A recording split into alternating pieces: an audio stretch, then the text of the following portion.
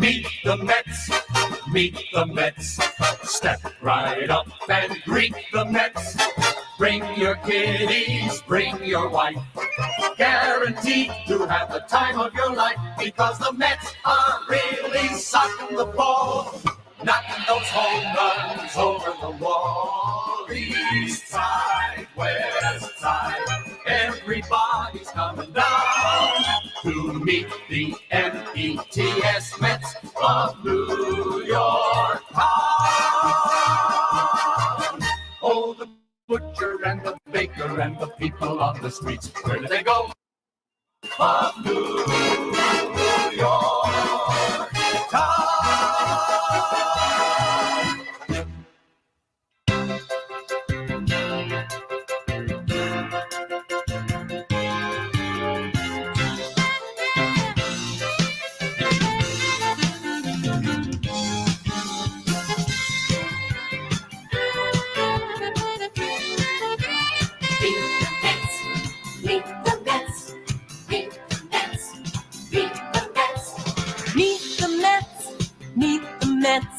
Head for the park and greet the Mets.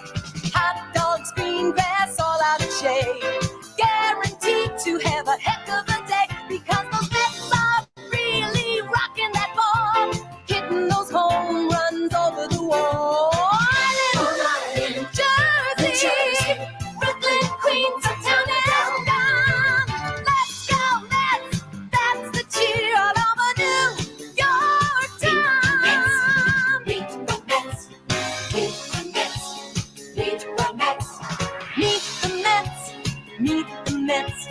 Head for the park and greet the Mets.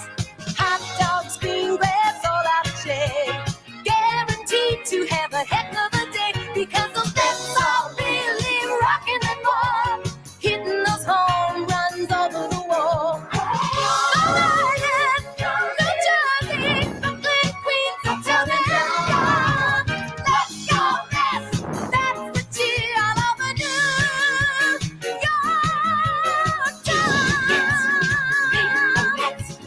Meet the Mets. Let's go Mets!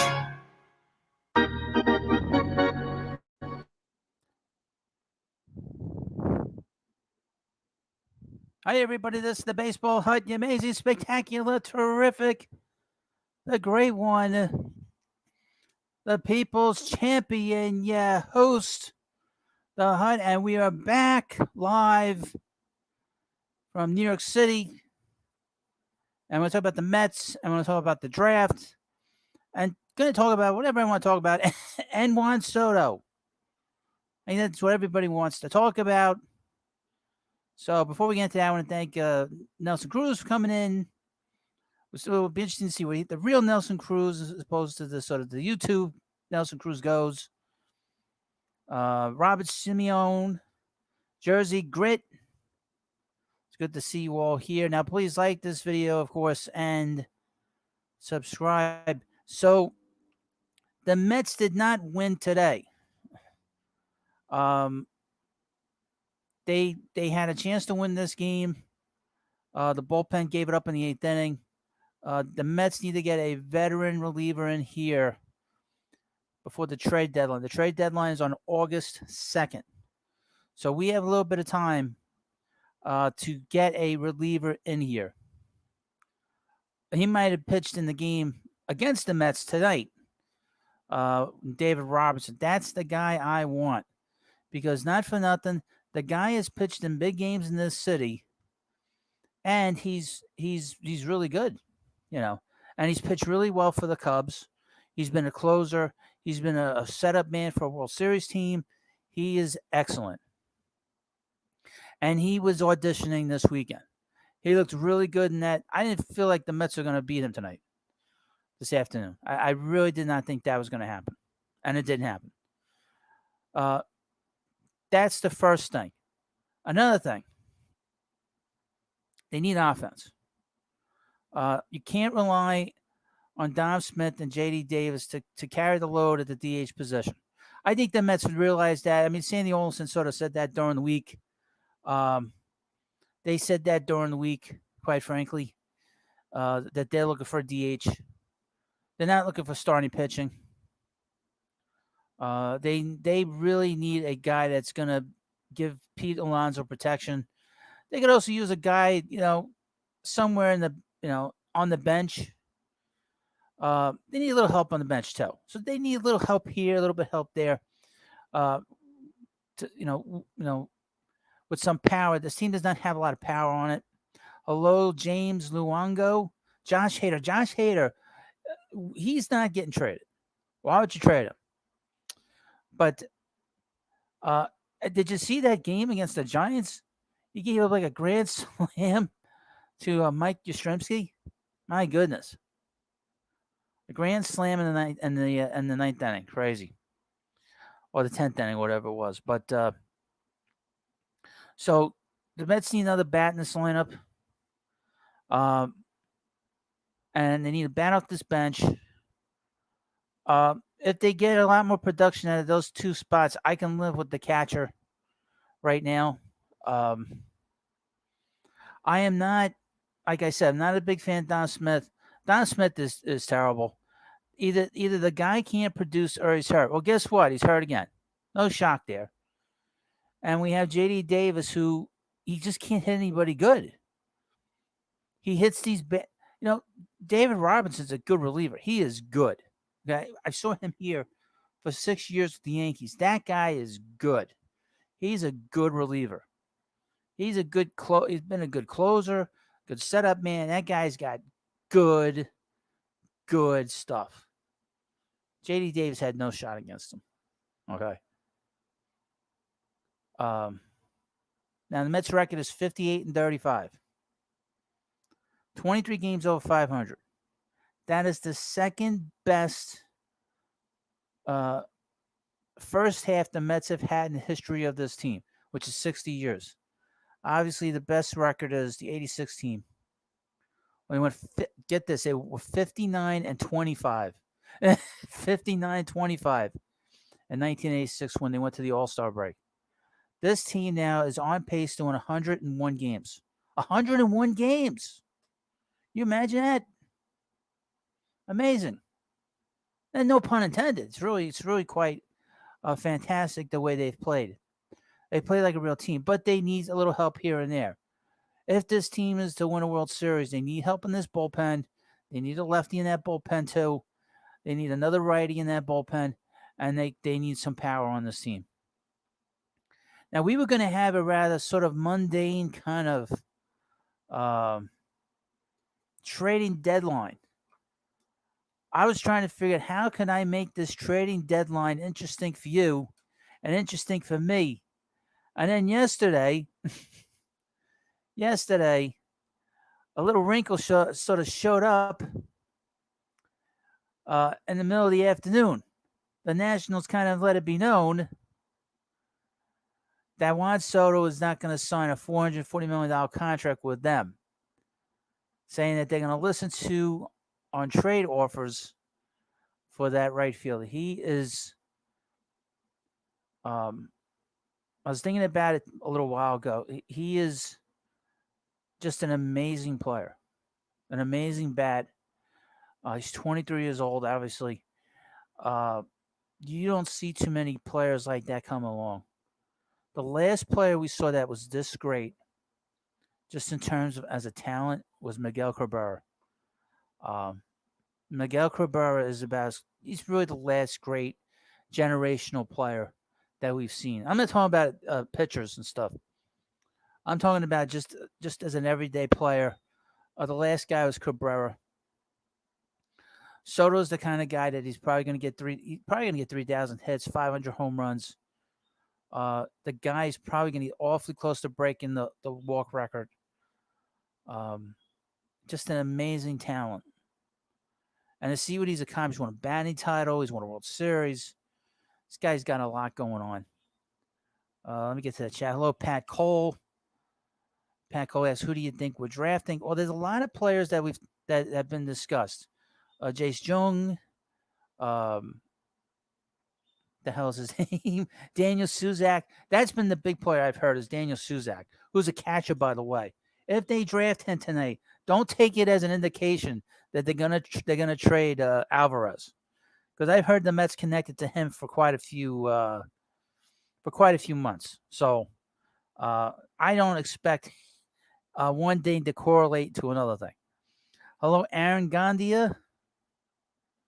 He's asking draft college pitching. I am kind of funny about drafting college pitching. I would not do that. I'm funny like that. I'd rather not do that. I like bringing in college bats that have power, that are athletic. I don't like high school kids that have no power, that are defensive guys. That's why I'm not a big fan of Pete Crow Armstrong they drafted a couple years ago. Just looking at some players here, just so I know, because I don't have the list here written down. We got a lot of sort of legacy players in this draft. Jackson Holliday, Drew Jones, Elijah Green. I guess his father was a football player. Let's see who else. Justin Crawford. Keep an eye out for him with the Mets. I don't know about him. His bat's a little behind from what I've read. Non-legacy players, keep an eye with the Mets. Daniel Suzak, Gavin Cross, Robert Schnelling, Zach Neto, not N-I-D-O, it's N-E-T-O. Even Dylan Lesko, Jace Jung. It'll be interesting to see what Kumaraka goes. He's probably going to go in the first round. So that'll be interesting. Elijah Green. I don't think Elijah Green, Aaron, is going to make it to the 11th pick. I would be shocked. Ken Parada is the top catching prospect. I don't think he's getting anywhere close to, the 11th pick. The Mets have 2 of the first 14 picks. The 11th pick and the 14th pick. Now I'm going to go to Sport Track, and I'll share screen this. And because the draft is coming up in 11 minutes. And in the meanwhile, please like this video and subscribe if you're coming through. So here we go. Here we have the draft here. Hopefully this updates on a regular basis. So, but I will give you the pick as soon as I get it. And I had the draft in front of me on TV. I was hoping to be on camera, but I've not set up my air conditioning yet. I'll set it up tomorrow. There's gonna be so much stuff on this channel. You will not believe the kind of stuff I have planned over the next few weeks. Over the next few weeks, there's going to be so much content for you all to chew your teeth into. You're gonna go crazy. Now I've been very quiet, but I'm diving headlong into this channel now. So everything that I've been wanting to do now, I'm just gonna go right and do it. But like I said, I was hoping to set up the air conditioner in the other room, but I just didn't get a chance to do it. But hopefully that'll be up by hopefully tomorrow. But there's gonna be so much stuff on here, on this channel for you. We're gonna have more live streams. Although this week might be quiet because when the All-Star break. But starting Thursday is going to start really picking up the content. Wednesday, Tuesday, Jacob deGrom is pitching for the Mets, I guess, in a scrimmage. I'll probably have a video on that. This weekend, next weekend, the Mets are playing the Padres. Sunday, I will be back on a live stream. I will have Hum Baby Baseball here. I'm going to come on a little early. I got to let him know what time I'll be coming on. And he will be here. We'll talk about the Giants, the trading deadline, what he thinks about the Mets, what's going on with Wilmer Flores, and see where the Giants are going because they're in a weird place. They're kind of like in the wild card, but they won a lot of games last year. I told him not to, for the Giants to sort of sell because they won so many. You can't really do that. That doesn't jive. But so I have him on, And there'll be a lot of shows on in the morning, I think, next week. And I'm going to be on a lot every day. I'm going to be on a lot. This is the next 2 weeks, 3 weeks for this channel is going to be huge. The following Sunday, which is the 31st, I will be on as long as I could be on. I think the Mets play. I forget who the Mets play. Let me take a peek here on the side here because I got the Mets schedule. The Mets play. Let's see. Mets play on the 31st of 31st of July. The Mets play. Let's take a quick peek. But in the meanwhile, please like this video and subscribe to this great channel. So we'll have the draft momentarily, another 7 minutes. Let's see. You think I would remember who they were playing after they played the Yankees next week? Nope. The Marlins. So this is what we'll do next week. I don't know my schedule will work yet, but I start my vacation the following week. So I will be on after the Met game on the 31st. That game starts at the regular 1:40 time.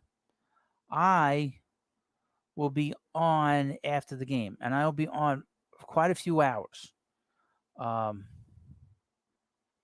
24th, I will be on before the game against the Padres. The Mets have an ESPN game. Depending on my schedule, I'm going to be on a lot. Depending on my schedule, I'll probably be on in the mornings. I'll probably be on after games. I am going to be on a lot. You're going to get really tired and sick of hearing me. I'm going to give you regular updates on what the Mets are doing in terms of trades. I'm going to give you regular updates on where the Mets take this team. Also talk about what's going on just in Major League Baseball. And then the Mets on the 1st. The 1st and the 2nd. The 1st, I start my vacation, really. And the 2nd, I'm going to be on up until about 6:30. Because that's around 6 o'clock is the trading deadline. So I'll be on until about 6:30 when the Met game comes on. Whether I am on after that, I don't know. Does it really matter if I'm on after the Nationals? Mets are probably going to beat the Nationals. And who knows? Maybe Juan Soto might be with the Mets then. You never know. And then that week, after they play the Nationals, they had probably the biggest series that this team has played in a really long time. They play a 5-game series against the Atlanta Braves starting Thursday on August 4th. I will be on before the game. I'll be on after the game, Thursday, Friday, and Saturday. I'll be on in the morning on Saturday, giving you my thoughts, and probably on in between the games too. And then we're just going to go straight through the week. So we're going to have a great week coming up, a great couple weeks. And then, we'll see where we are at. But we got a couple more minutes. But again, back to today's game. Today's game was frustrating. Drew Smith cannot pitch in the night. He can't pitch late in the game. Quite frankly, he is just undependable. He's not dependable to me. And I think a lot of it has to do with the fact that he doesn't have the experience in these spots. I also think he walks too many batters. He gives up too many home runs. That's a bad combination for a reliever. Trevor May should be coming back, but he kind of has a similar problem. He gives up way too many home runs. So it's going to have to figure out. That's why they got to sort of bring in a right-handed reliever that can come in the 8th inning and shut the door down. It's very important to have a guy like that. Hold on, I need a drink. So to get to the draft, let me get to the chat a little bit. Matt calls, I'm super mad about what happened with Coomer. I was so excited about that pick. Well, get over it because he was hurt. Sorry, Pat. Pat Cole. Get over it. Sorry. You had to get over it. It's over a year ago. The guy was hurt, and it turned out the Mets were right. He had a bad shoulder. And but that was the rumor prior to that. But they can't. Don't get too worked up about it. It's not that important at this rate. But yeah, so over the next hour or two, I'll be on. The Met, like I said, the Mets had the 11th pick, meaning that about an hour from now, maybe a little after 8 o'clock, the Mets will have that pick. They also have the 14th pick. I forget which. I think maybe the 56th, 67th, maybe the 56th pick, and they will have the 75th pick, which was a 74th pick, and that is compensation for Noah Syndergaard. So tonight the Mets will have 4 picks tonight, but I'm not going on for the second round and the compensation pick after that. Because that draft's going on till like 12:30. I got to be up early tomorrow. I can't stay up past a certain time. So not around 9 o'clock, the live stream will be kaput. But first pick, which will be coming up in about 3 or 4 minutes, is the Baltimore Orioles. The Baltimore Orioles have a very deep farm system. It's considered one of the best farm systems in baseball. They just called up Adley Rushman, and he's been playing well. That team has turned a major corner. They're 500. They lost today to the Rays, but they are a 500 team. Pat Cole with the dreariness. My prediction is that the Braves pick Coomer and he torments us for 10 years. Please. This isn't the age of the Wilpons. Don't worry about it. The guy's already got a bad arm. The Baltimore Orioles are number 1. The consensus is that Drew Jones, the son of Andrew Jones, he's an outfielder, center fielder, will be taken number 1. And at number 2 will be Jackson Holliday, the son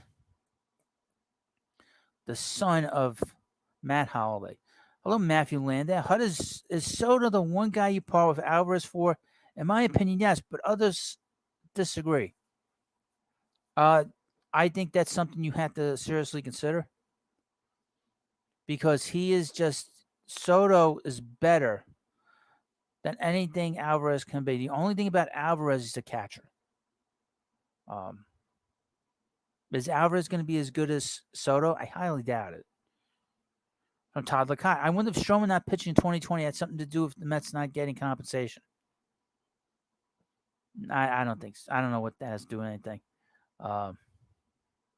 Hello, Southern Cal Mets fan. Hi, how are you? Yeah, so the number 1 pick is considered to be Drew Jones, and then Jackson Holliday is going to get taken number 2. And the kid looks a lot like I should say this. He looks a little like Carrot Top. He looks a lot like his father, but he looks like Carrot Top. I swear to God. Matthew Landau, you think Soto will be dealt before the August 2nd or during the offseason? To be honest with you, I think he'll be traded in the offseason. I think that is such a complicated deal to make. I can't imagine them doing that kind of a deal now. With all the pressure on them. And I would mention, I'll have a video on this. I'll have a video on how Soto, how the Nationals look at the Mets as a fit for this trade. That there is pieces that the Mets have in their farm system that they want that they will trade for. I already recorded this video. After this live stream is over, I will upload that video for you to watch. So, Nelson Cruz also have all these youngsters playing together. Yeah, they basically stripped everything down.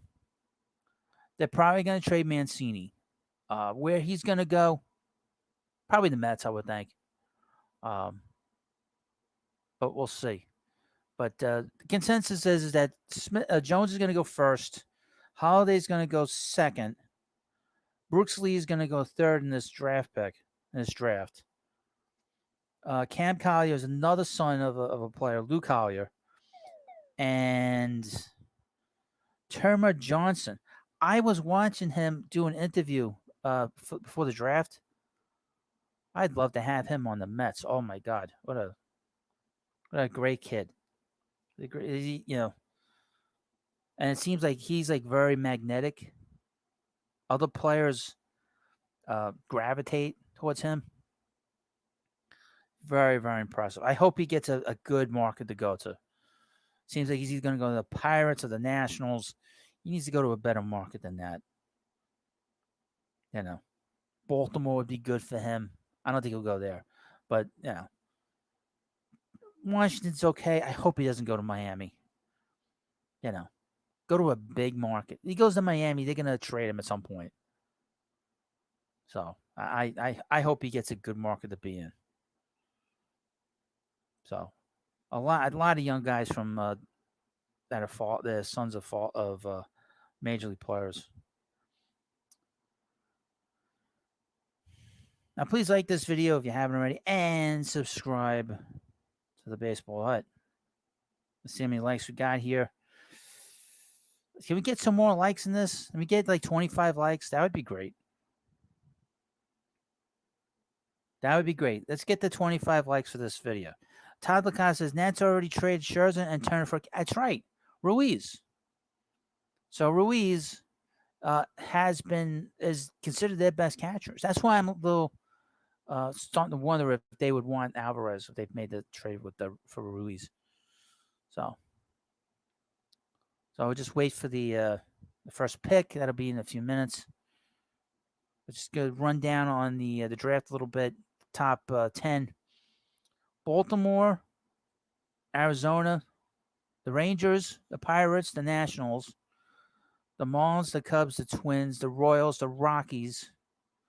The Mets get the 11th pick because they lost Kumar Rocker.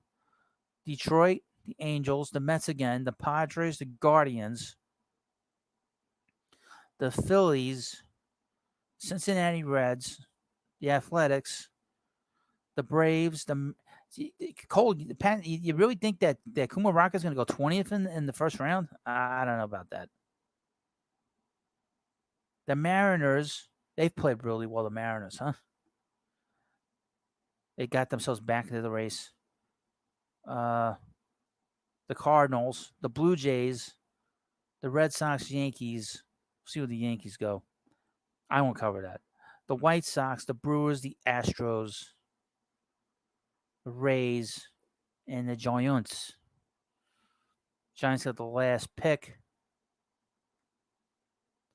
of the first round of the draft.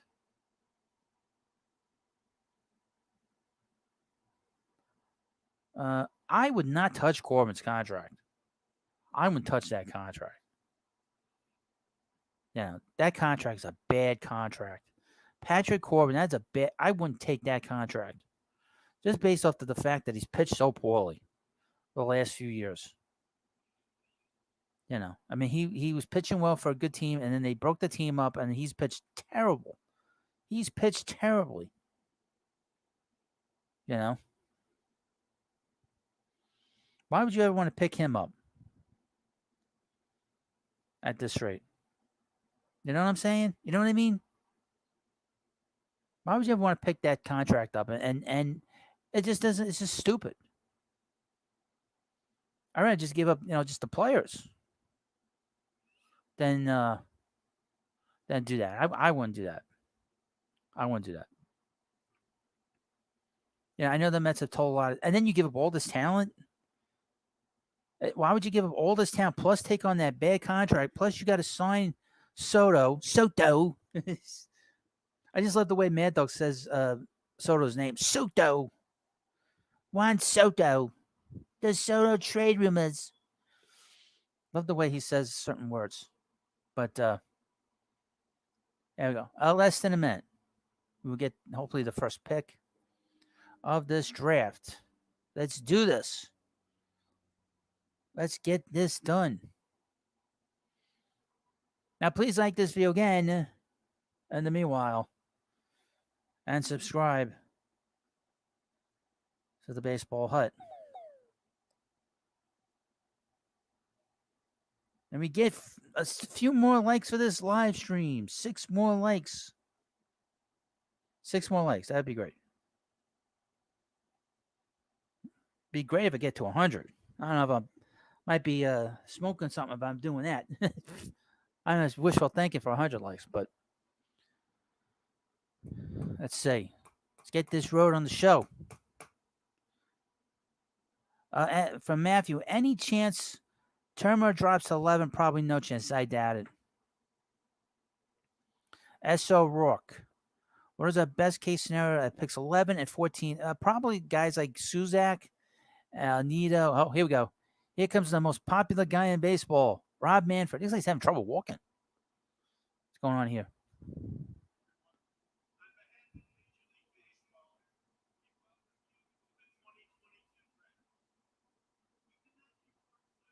All right. I remember 2 years ago, it was like a woke speech. They gave us a lecture 2 years ago. Hoping no lectures this year. He's very popular, isn't he?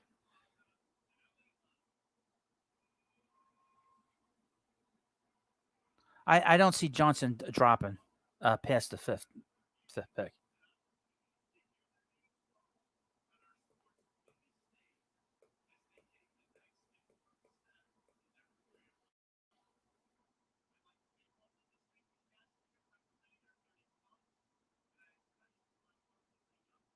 Boo! Boo!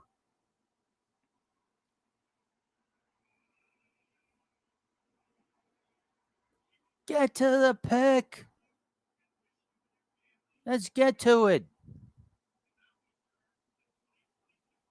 All right.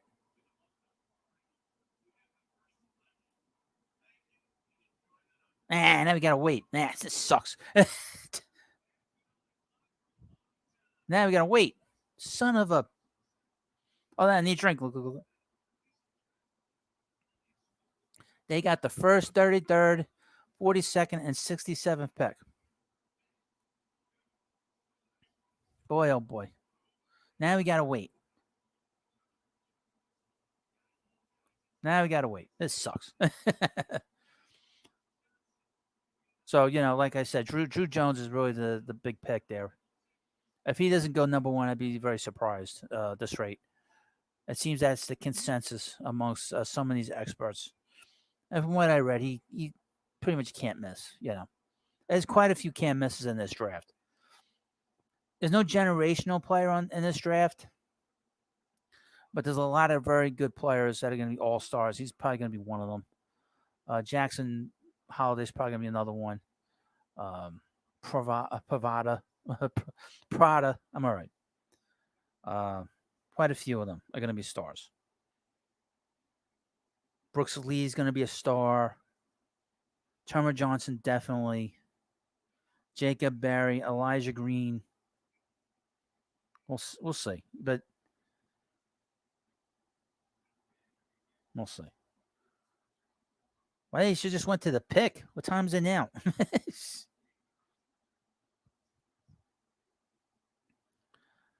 Matthew Landau. Orioles might not want to take up that signing bonus of Jones. Well, who knows? We'll see. I would mention this about the Mets tonight. Kevin Mitchell's going to represent the Mets at their table. So when we get the 11th pick, if people see Mitch there, don't be in shock. I read that the other day. So he's going to be representing the Mets at the table.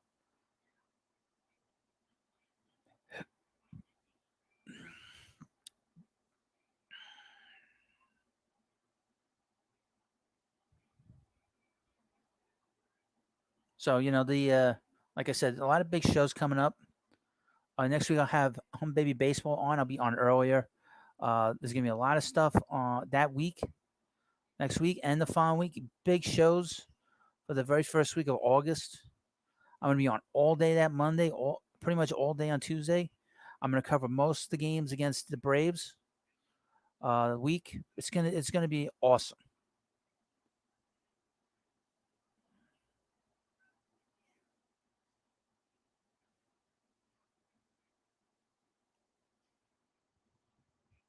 All right, 14 seconds.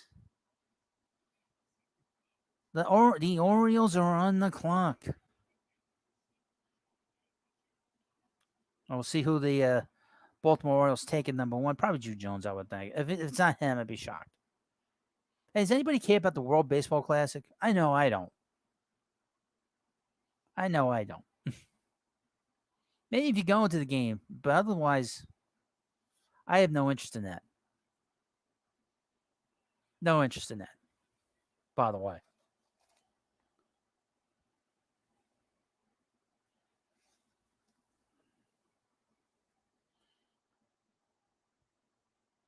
Matthew Landau, odds Soto gets traded before the deadline. I say 15%. Probably about that. SO recalling Brooks Lee as value number one. Well, he'll be under slot if he gets drafted. But I was reading probably number three for him. That'd really throw a monkey wrench into all this.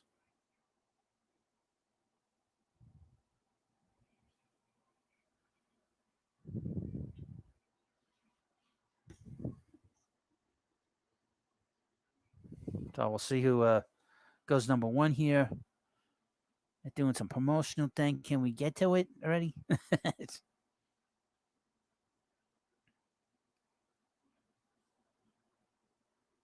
All right, here we go.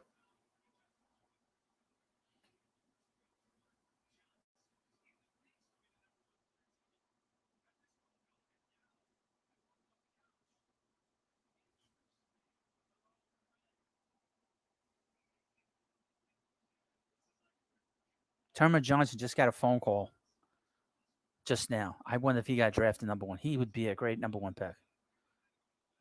That's the kind of guy you want running, be the head of your franchise. Just as a leadership. In terms of leadership. Okay, here we go. Hold on.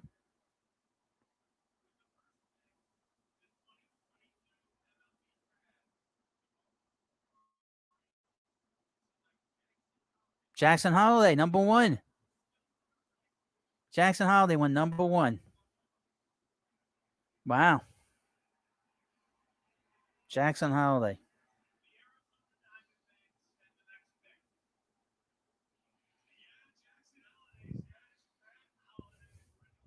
Sure, his dad's not Carrot Top. I swear to God. So Jackson Holiday went number one. That doesn't surprise me because they need shortstop help. So now they have a big shortstop. They go with a big catcher. Very, very good. That's a very good pick. I would assume Drew Jones. I mean, they were going back and forth for the last couple of weeks. You know, whether they were going to go one or two. So I'm not surprised he went number one.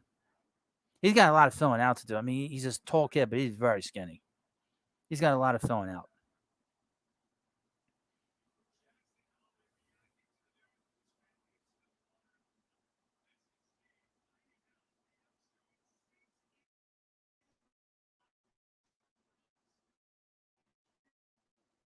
His father's jacked still. His father looks like he still play.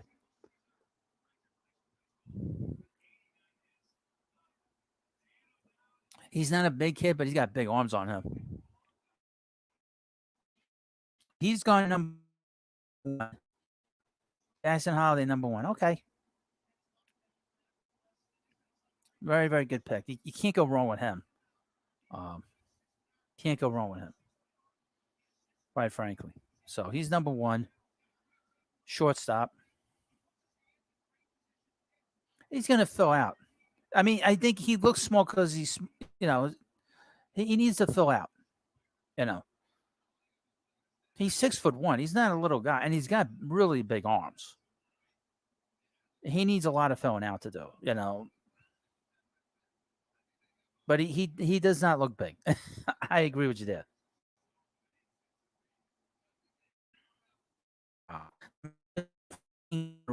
Holy crap. Let's see if they can win 14 games in a row in September. So it'll be interesting to see where the Diamondbacks go now, because this kind of, because I know they really wanted Jackson Holiday. John Talenta, we can walk away with Justin Crawford 11 and Jace Jung is 14. I'm happy. I'm not big on Justin Crawford because just due to the fact that his hit component is not very. That's just the little tool that needs to be developed. His defense is fine.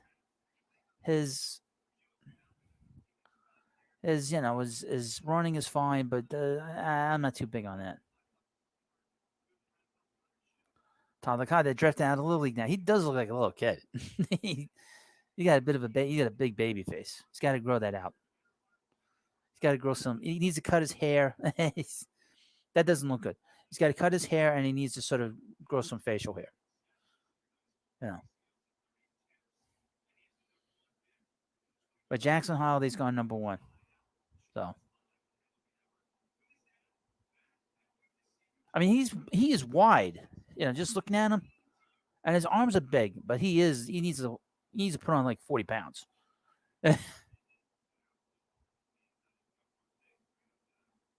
Hello, Stony 814. How are you?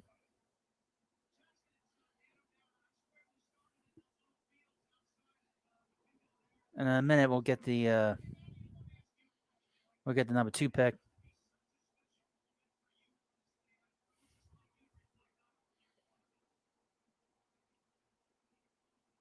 He's a 5-tool kid.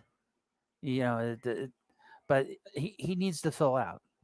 Like I said, he's pretty big. I mean, he's pretty tall.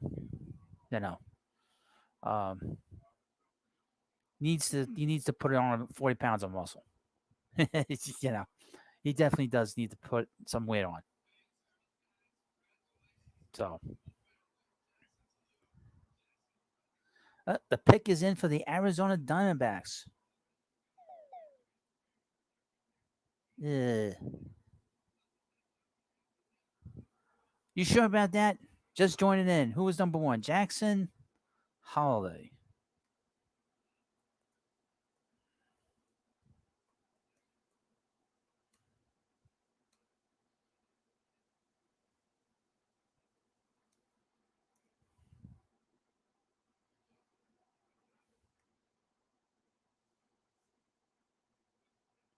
The Mets, how many picks the Mets have? The Mets actually have 4 picks tonight, but they have 2 in the first round.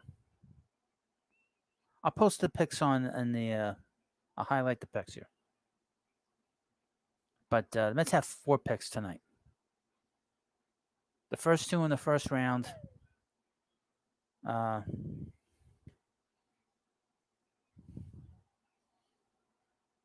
Notable high school shortstops: Jackson Holiday, Royce Lewis, Carlos Correa, Justin Upton, A-Rod, and Chipper Jones. Boo. I will cover the first 2 picks the Mets have in this draft.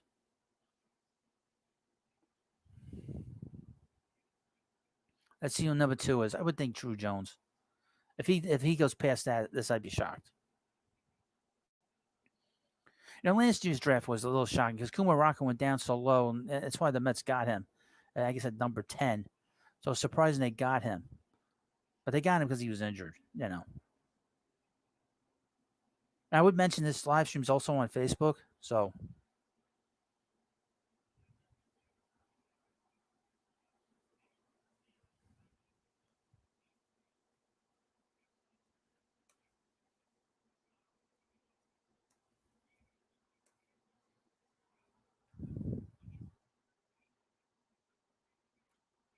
Now, why this number 2 pick is taking so long? And why they need 10 minutes to do this? That should be number 2.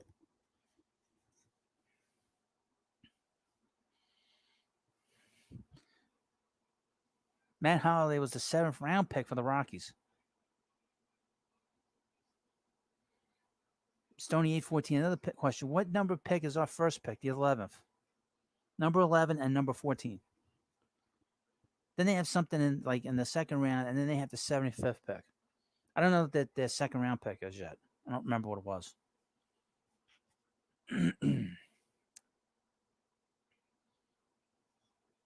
Well, it's funny you mentioned Mike Conforto, S.O. Rourke. He could sign with a team now. The Mets got no compensation for him because he didn't sign with anybody. I don't know what the hell happened with him. I don't know what happened with him. Horrible. Bad situation that happened with Michael. Who the hell knows how he hurt that shoulder? Who knows what happened with him over the last couple of months since the off season? Something bad happened. I don't know what it was. Something bad.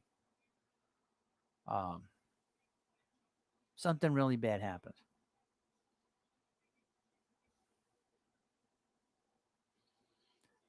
Yeah, I mean, you don't need 10 minutes to pick. Who are they going to pick? They're down to like 3 guys, and one of them's gone.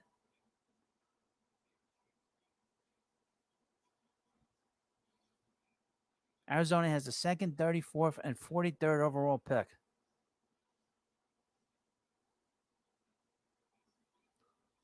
So Jackson Lee is off. The next 2 best picks is Drew Jones and Brooks Lee. So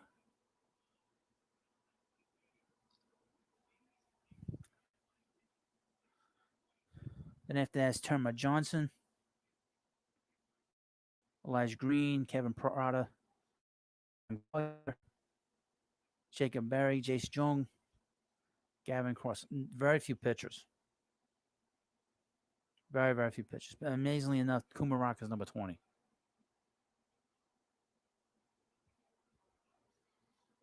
Now, please like this video, of course, and subscribe.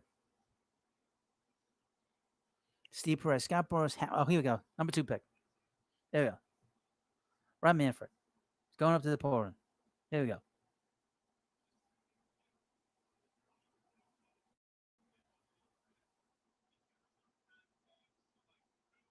Drew Jones.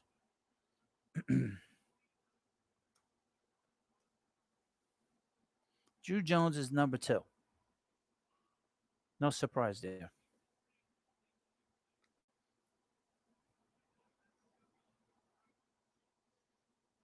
No surprise there. So he's the number 2 pick.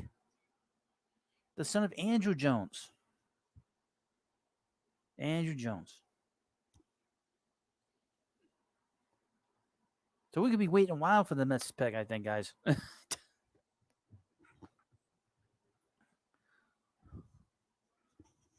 I didn't realize that the draft would take this long. It didn't go this long last year, by the way. Long in the first round. But in the meanwhile, I have you here. I'll see what the Mets draft. Hold on a second. I got to fix my wire.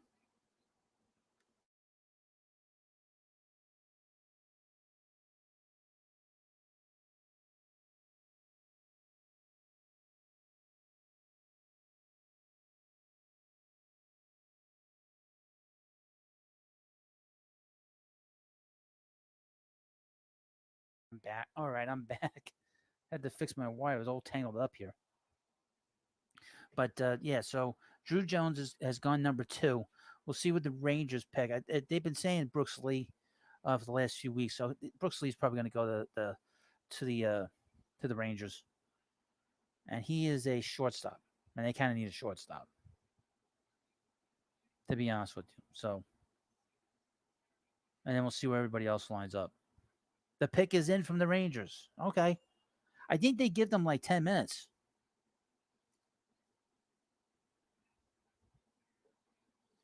I don't know anything about these prospects. I have not had a chance to really go through some of the stuff. Stoney, I've not had a chance to go through this. Okay, I'm not going to lie to you and tell you I know what's going on with some of these players. I know Drew Jones is high on everybody's list, as well as Jackson Holly. I know this is a very heavy prospect-laden position player draft. It is not like in the past where you had sort of a mix of pitchers and position players. It's a heavy position player draft. So I will not tell you I've seen these. I'm not going to tell you if I know anything about these players. Okay. If I know anything, is probably about a little bit more than you guys do. I'm focused in very much on the Mets. I haven't really focused much on the draft. I probably should, but we will see who the number 3 pick is. Hope we don't have to wait 10 minutes. Let's see what the pick is in. Like to see Rob Manfred get booed again. Let's have the 75th pick, I believe. I missed the competitive balance round. Yes, Mets had 75. Okay.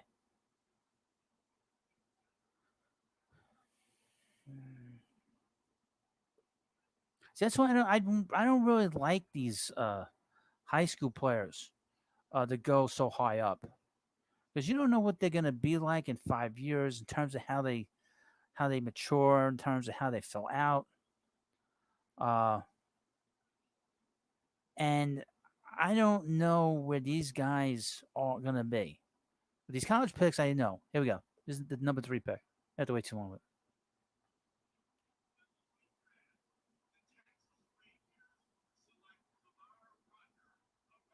Kumar Rocker.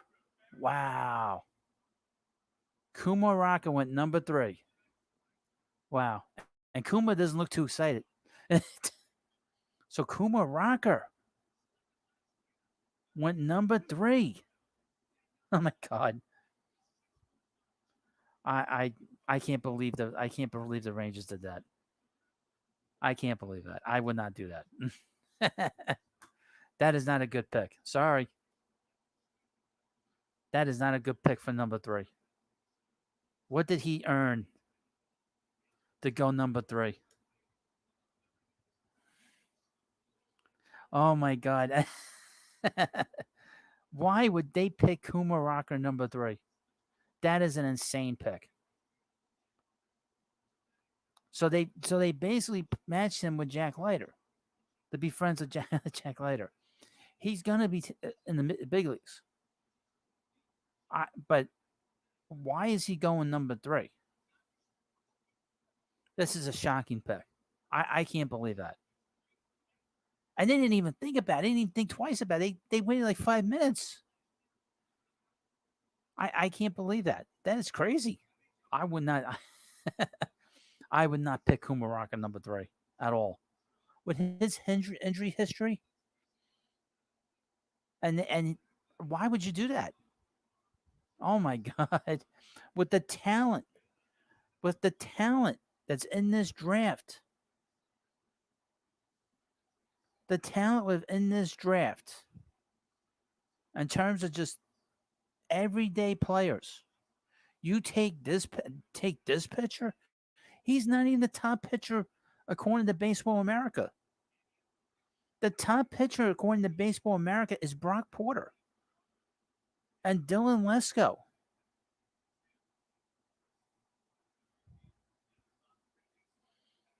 I mean, and Kumar Rocker is not considered the best pitcher in this draft. This is shocking. To see he went there, of all places.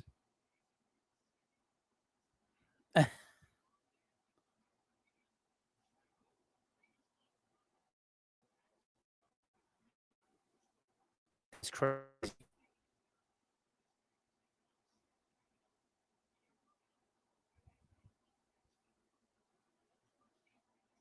And they're shocked by the media. Bob Knight, the Texas Rangers picked Kumar Rocker, who was picked by the Mets last year, but not signed because of issues with his physicals with the Mets. John Hamm and Kumar Rocker, who Mets passed on at number 10 last year, went number 3 to the Rangers. Right-handed pitcher from Tri-City and Vanderbilt. They are crazy for picking him. Why would the Rangers pick him with his injury history? He's a late first rounder, if not a second rounder. You take him 3rd, and this franchise is struggling. They've been bad for a few years, and you do this? This is crazy. Crazy. Joel Sherman, the Rangers shake up the draft by taking Kumar Rocker 3rd. Number 4 pick is up. It's the Pirates. Wow, I'm completely shocked. This might push down some big player down to the Mets. Mets took him 10. They don't talk about the Mets. That is crazy. So this pushes down some big play that Brooks Lee could go. Who knows where Brooks Lee's going to go?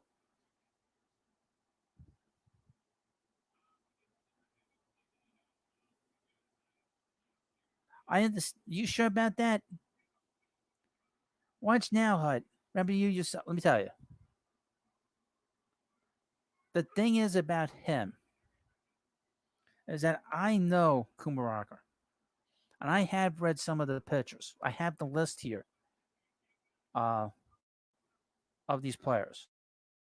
He's not the best pitcher in this draft. He's spent money lower in the draft. That's crazy. He's not going to get as much as he would have if he was lower in the draft. Crazy. Oh well. You know, he's already had an injury to the arm.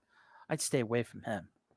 You can't, if you have that top pick, you can't screw that pick up. I'm sorry, you can't screw that up at all. Number 4 pick is now the Pirates. I don't know where they're going now. Let's do a little. Now, please like this video, of course, and subscribe.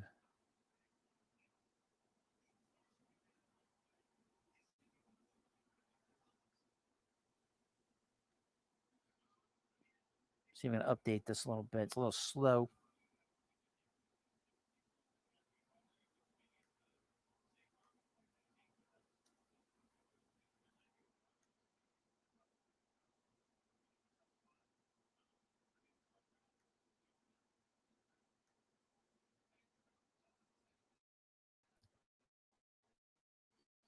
I believe that's correct. I would not do that.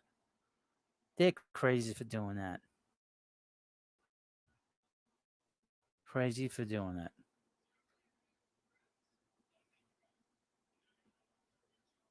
I don't know why they did that. I would not pick them at number 3.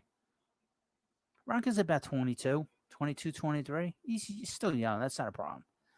His age is not a problem, Stoney.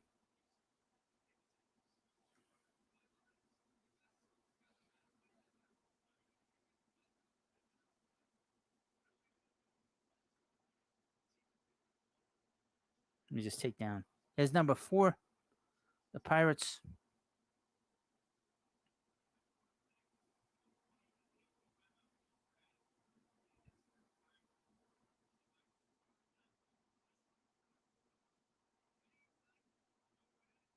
Terma Johnson goes to the Pirates.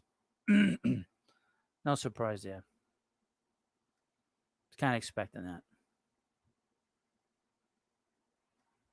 Kind of expecting that. I wish he hadn't gone there. He's such a good player. So that's a little disappointing. Because he's gonna get traded. I mean, you know, eventually.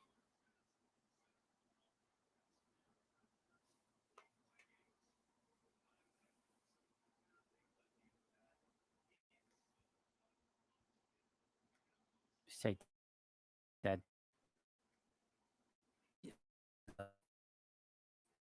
This thing to come up.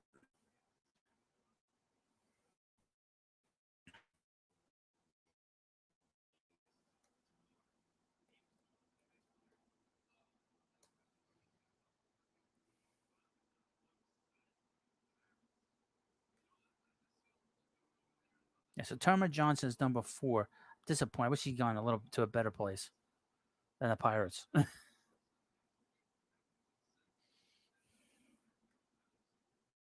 Yeah, they said he's probably going to be a second baseman at some point, you know.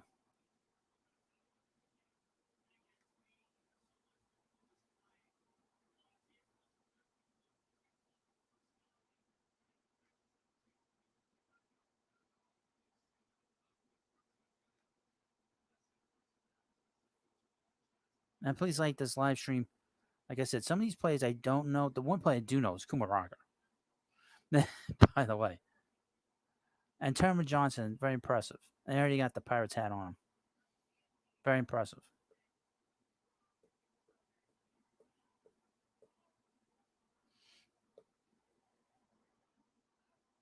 Pittsburgh's a good. It's just a dead end. All right. It's just a dead end. You know, he's gonna. They'll have him in the minor leagues for 3-4 years. He'll develop very quickly. They're probably moving to second. That's what they were saying. He's considered really the best positional player in the draft. To be honest with you, uh, so I mean, really, that is really an issue. Is where he's going to play in the future. He's probably got the best bat out of all the high school kids. That I do know about him. Um, Eventually, he'll probably go on to into some big market. Hopefully by the time he gets to the big leagues and he gets to that big market, that the Pirates won't like burn him out. So there we go. I finally got the right draft up. There we go. Now this looks more professional. Much better. Number 5 will be the Washington Nationals. It'll be interesting to see where he goes. Who goes there? Because now we're starting to see some players getting bounced around now.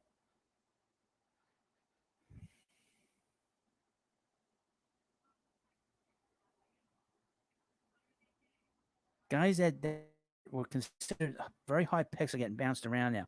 Brooks Lee is getting pushed down. He's from Cal Poly. Cam Collier, the son of Luke Collier, he's gotten bounced.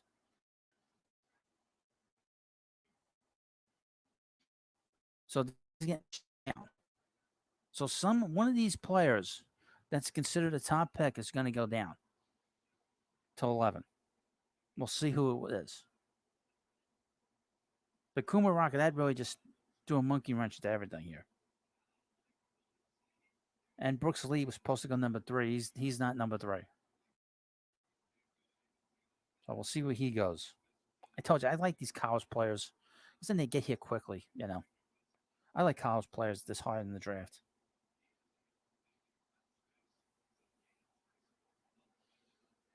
So.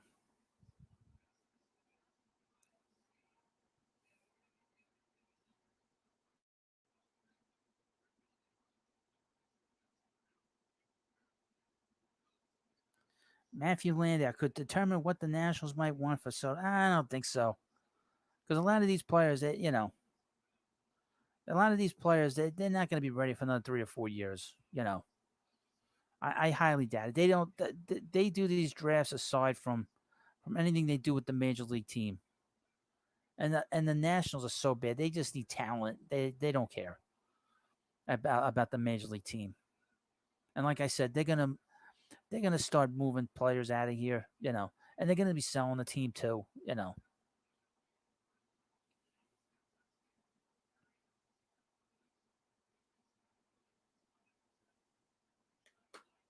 That doesn't make any. One thing has nothing to do with the other. All right, the Nationals pick is in. And I'm just talking to some guy on the side who's not Rob Manfred. We don't care about him. We just want the pick. So probably about a little after 8 o'clock, we'll get the Mets pick at 8:15. 9 o'clock, guys. So just so you know, I gotta be up early and I got other things I gotta do. But in the meanwhile,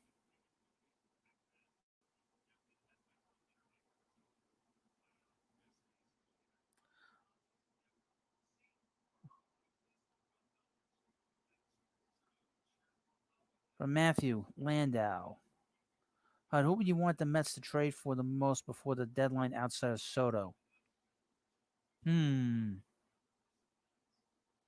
I saw a deal where they include SOTO and Josh Bell. I don't know if I would do that. I like Josh Bell, but not to the point where I wouldn't give up a lot for him. Not for a rental. Mets need bullpen help too. I'd like to see them get David Robertson. Oh, great. Now we're going to commercial.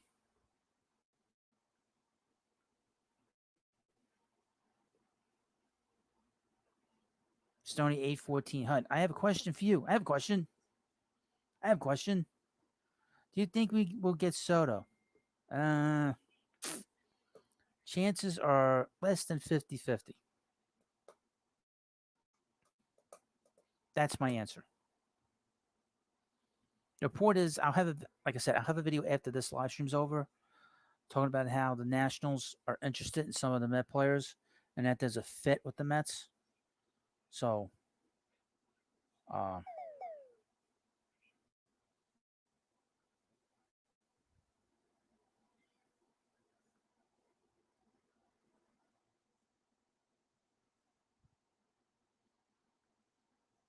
I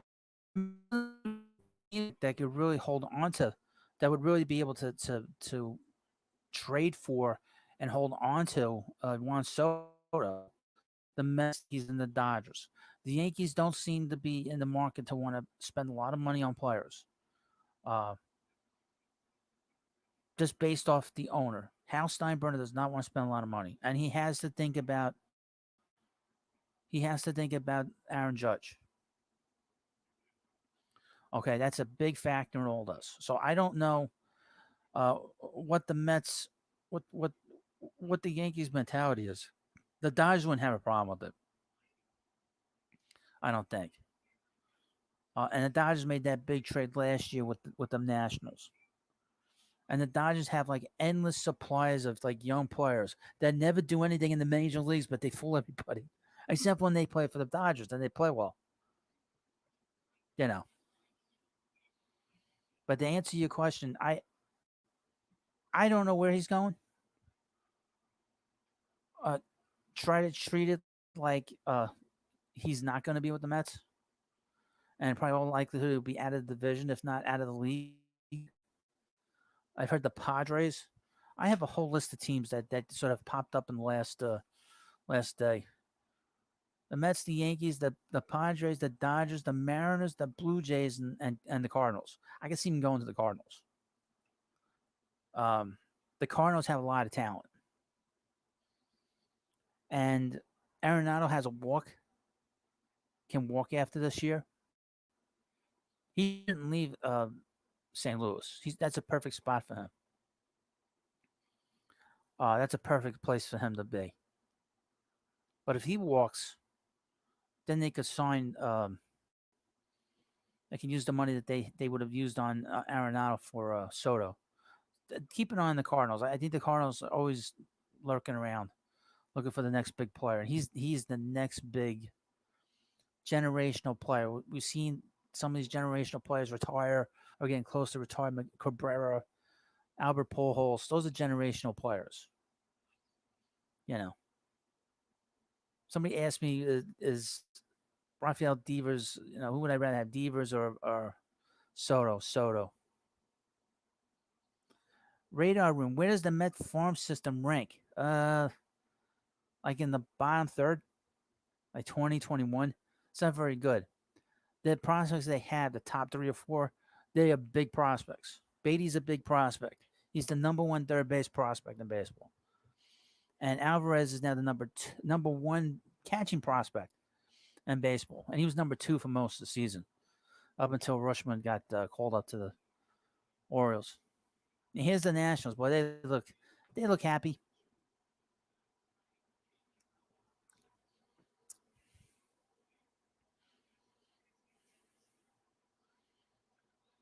Oh, here we go. Here comes Manfred. See what number 5 is.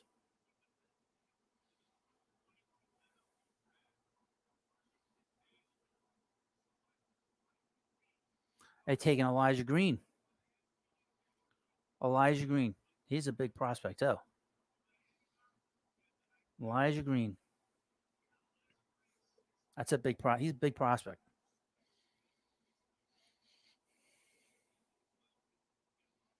So Brooks Lee is still on the board. Cam Collier is still on the board. Jacob Berry's still on the board. Elijah Green was probably going to go to the Cubs. Not anymore. Not now.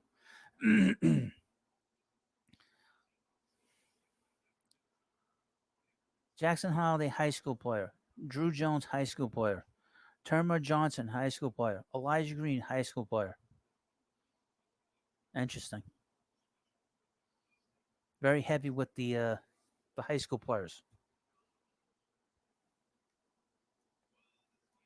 Elijah Green, and Elijah Green is a outfielder, and he's a big kid too, 6'3". Oh, he's a big guy. Wow,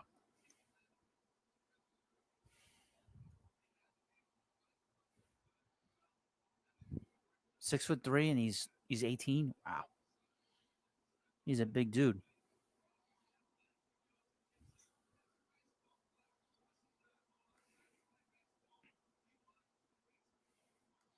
So next up is the Marlins.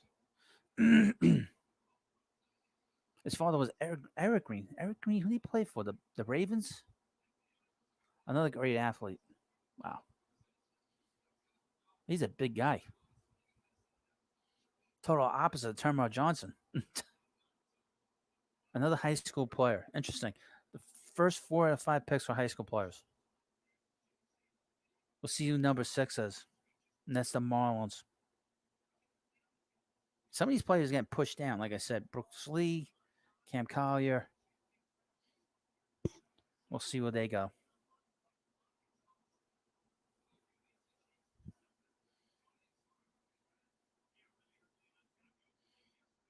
Let me take a look at his.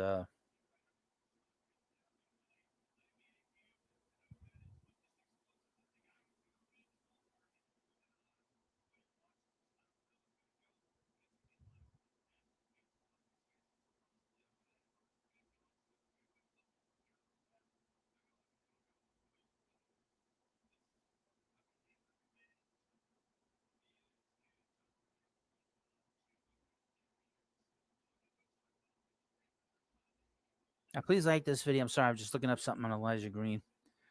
So I haven't. Okay, here we go. Read you something from MLB.com.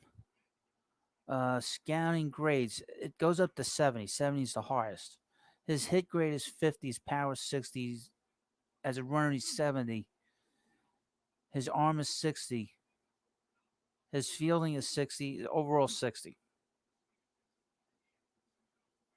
He's an elite runner who can steal bases and cover tons of ground in the outfield.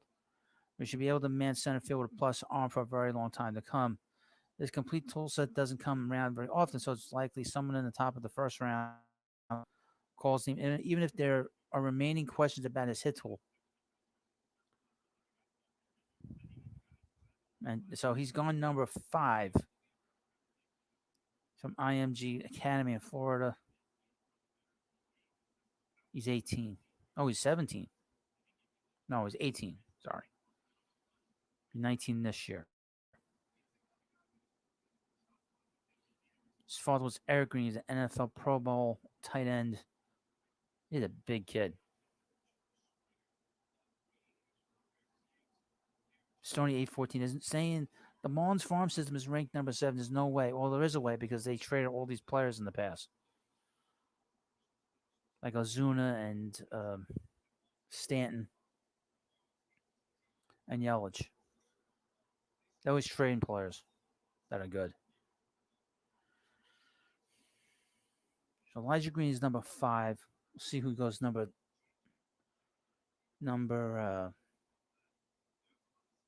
6, the Marlins. And the pick is in. It's coming in. Here we go. See who number 6 is.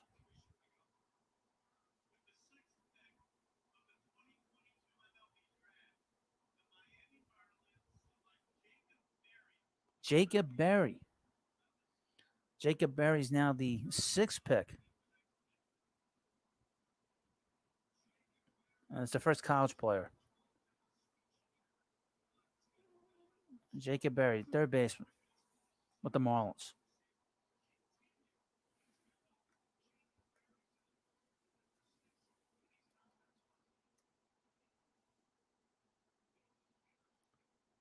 So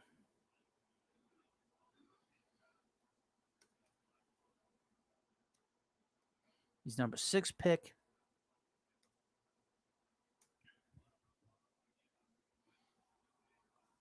and he is going to the Marlins. So let's see who's up next. Who has not been picked so far? Brooks Lee hasn't been picked. Cam Collier hasn't been picked. So those are really the two big names that haven't been picked yet. That's interesting. And it's the first college bat to go. Next up is the Cubs. They got less than 2 minutes. What the hell are the Cubs doing? Can somebody explain what the Cubs are doing? I mean, the Cubs have been in a situation for the last few years. They basically just tore that team apart. What are they, just ripping the whole thing apart? I can't believe they're doing that. Who, Jacob Berry? Yeah, he does look like Kanye. He's a little bit smaller, a little bit shorter. Facially, he does look like him. But what are the Cubs doing?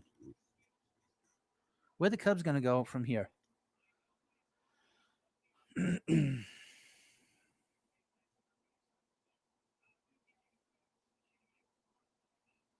Interesting to see where Brooks Lee goes. Because the Cubs are next. And after that, the Twins and the Royals. The Royals aren't going to pick him. Because the Royals have Bobby Witt.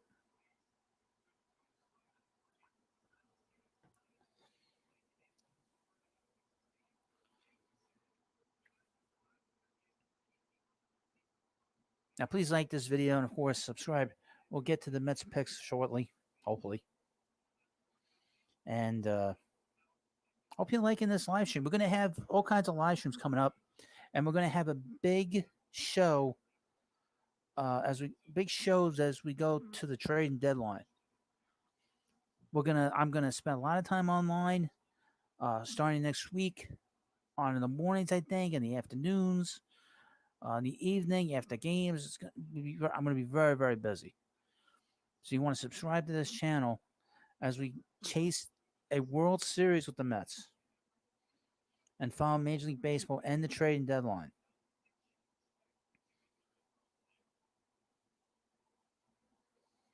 And obviously, this week, the air conditioner will be put in the window.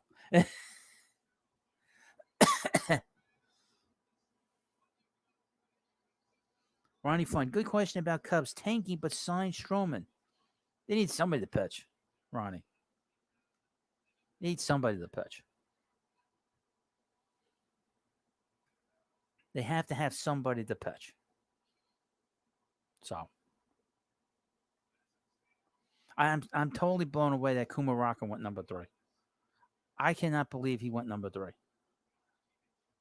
Obviously, they want to match him up with Jack Leiter, but geez, I can't believe they did that. Very shocked, quite frankly. Very, very surprised. Extremely surprised. All right, the pick is in for the Cubs. See who the Cubs pick with this draft. Stephen Bunting, you don't need AC HUD. It's New York City. I understand that. But it gets awfully hot here in the hut. It is a hut. From Pat Cole, Kuma is always sad. He is sad. He didn't look happy last year. He doesn't look happy now.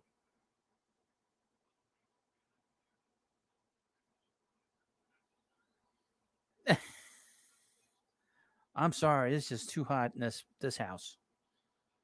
Stony 840, are you going to do short videos like you do about rumors of teams that are interested in free agents like you do, Hut? Absolutely. And I might do a clickbait video on Juan Soto at some point. That'll get some blood pressures up. Okay, the Cubs had the 7th pick and the 47th pick. I guess they didn't get compensation from Marcus Stroman.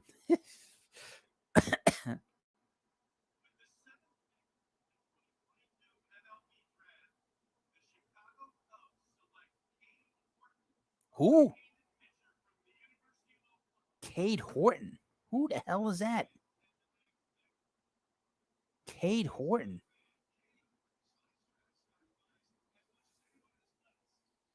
Cade Horton. Boy, the Mets might get themselves a really good pick here. Cade Horton.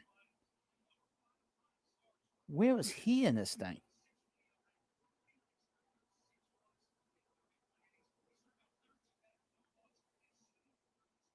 Cade Horton.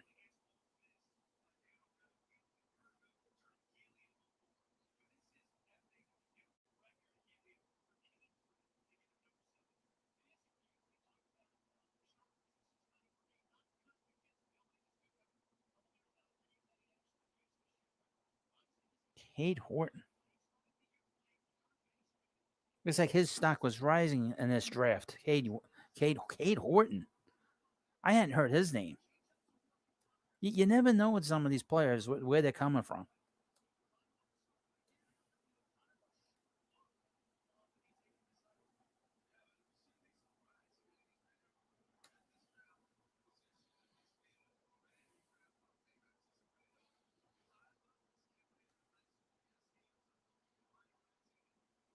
He's 20 years old, 6'1", a little small.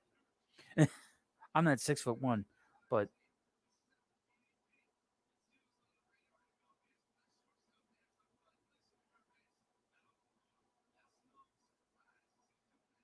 from Ronnie Fun, did Kuma pitch well in the lane? I couldn't tell you. Stony 814 says Cade Horton was in the Big 12 tournament. Okay. I'll take your word for it. I did not hear his name.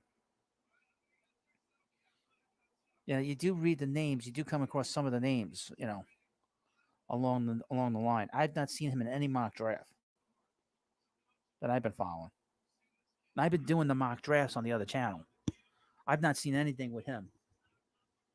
And he's a college player, I guess. So he's gone to the Cubs. We'll see who the Twins, Royals, and Rockies get. The Mets might get themselves a really good pick. Might be better than we think.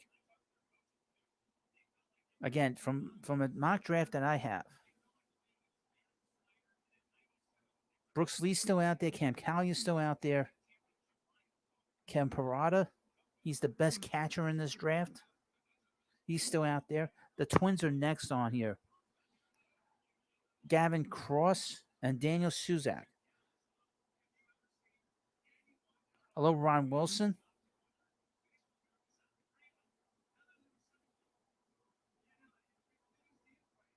Ronnie Fun. It's weird. NFL and NBA, you know every name drafted in the top 10. Part of it is because they've been on TV. Those guys are all on TV. These kids are not. Some of the college players are. Some of them are not on TV. That's why a lot of people know the college players. Ron wants to know who do you think the Mets will draft? Well, I've heard Daniel Suzak. That's been one of the names I've heard. Jace Jung, Justin Crawford. But you're starting to see some players coming down. Brooks Lee is coming down. Kevin PARADA should be taken now in this next pick. This whole draft has all been like upside down. From my like mock drafts I've been reading, Cade Horton is the odd man here. So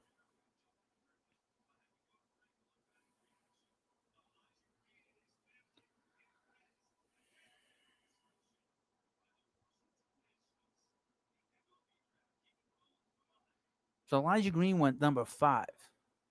So he went up higher than people thought. And I can't two things I can't get over. We have 2 pitchers in the first 7 picks.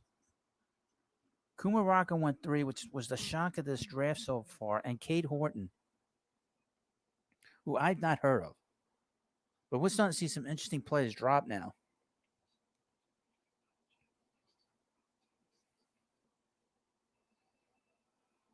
I'm just going through some stuff.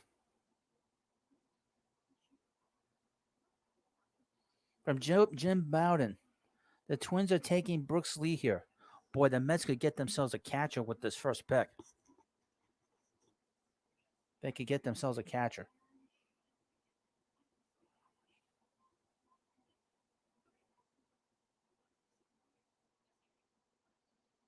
Sorry for the signs. Just going through the.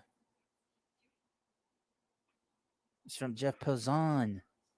Oklahoma right-hander Kate Horton goes to the Chicago Cubs with the 7th overall pick. He was awesome in the College World Series and could move very quickly. That's why they picked him. I've not heard of him.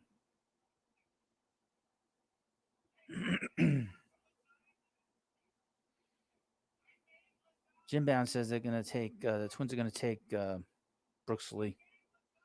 He's a shortstop. He's a college player.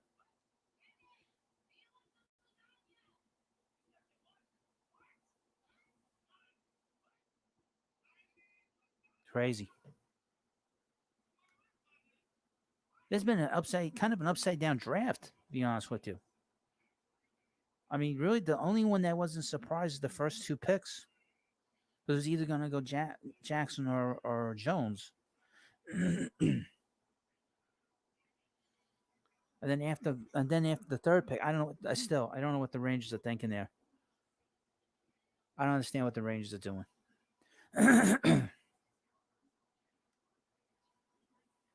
Hey, thank you, Stoney.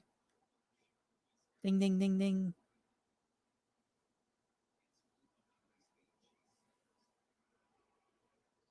Thank you. I appreciate it. Thank you very much. Thank you. Let me see what kind of sticker it is. You can't really tell on the. Well, thank you. Game over. Well, the game's not over. From Ron Wilson. Hut. Don't mean to bother you. Love the channel. As fellow New York City guy from Bronx. Mets need help and pitching. When in the draft or just in general, they need a DH and they need some relief pitching. And with the farm system, they need some outfielders and they need some pitching. Those are 2 things the Mets need. Well, thank you, Stoney. I appreciate it. It helps the channel enormously, believe it or not. Helps promote the channel because when I make money, YouTube makes money. So they love it when they make money. So do I. Let's see who number 8 goes. See who the number 8 pick is.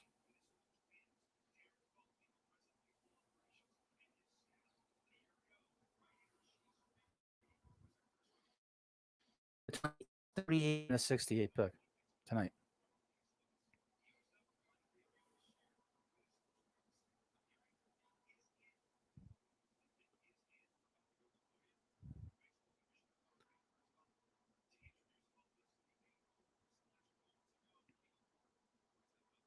All right, here he's coming out for number 8. See who number 8 is.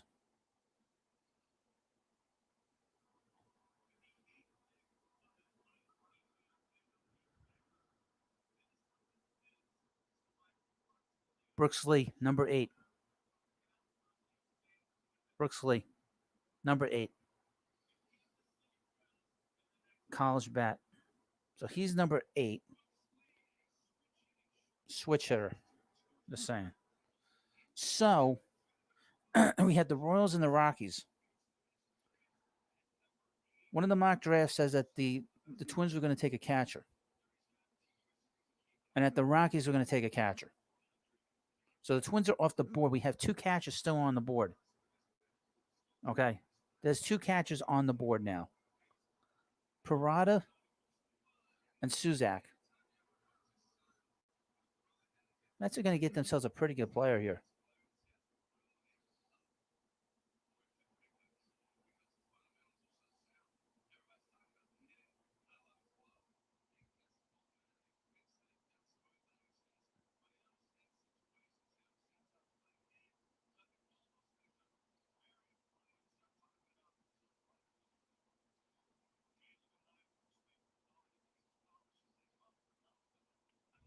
Just looking at some different things here. Different scanner reports.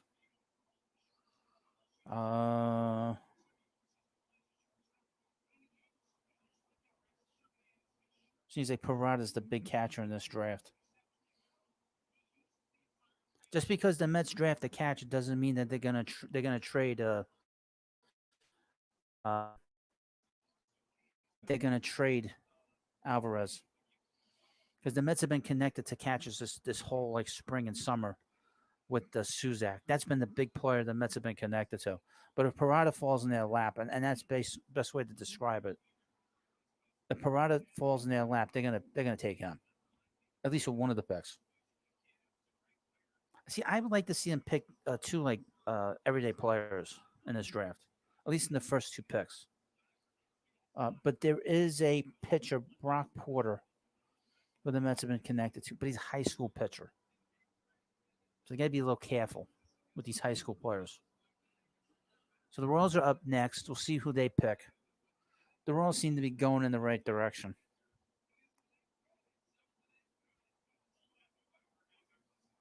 My mock draft has them taking Gavin Cross as an outfielder with Virginia Tech. I wouldn't pick him up on the Mets.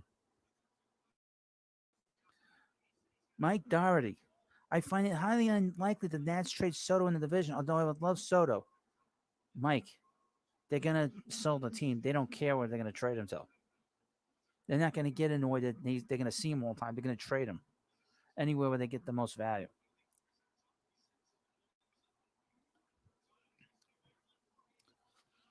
The Royals pick is in. We'll see what the Royals pick.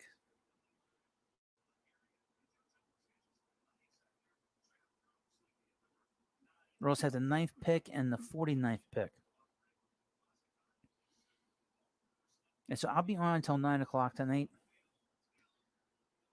We'll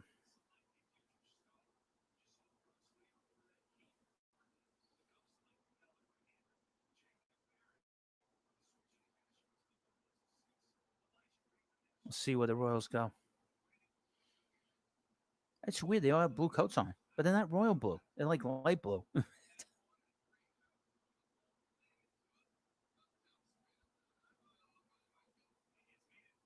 Parada, Collier, Jung, Gavin Cross, Suzak.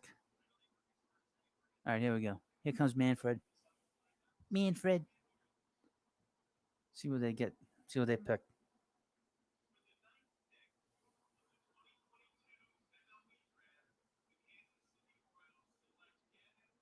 Gavin Cross. Told you. Wow. Gavin Cross, he's from Virginia Tech. So he's a college bat.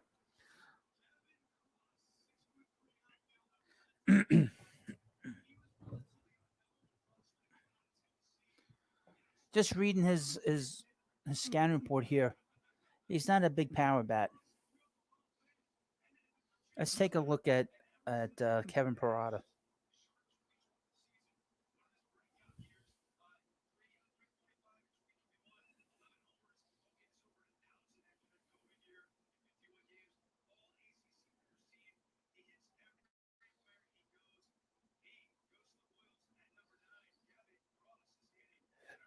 I don't know. This doesn't really tell me much.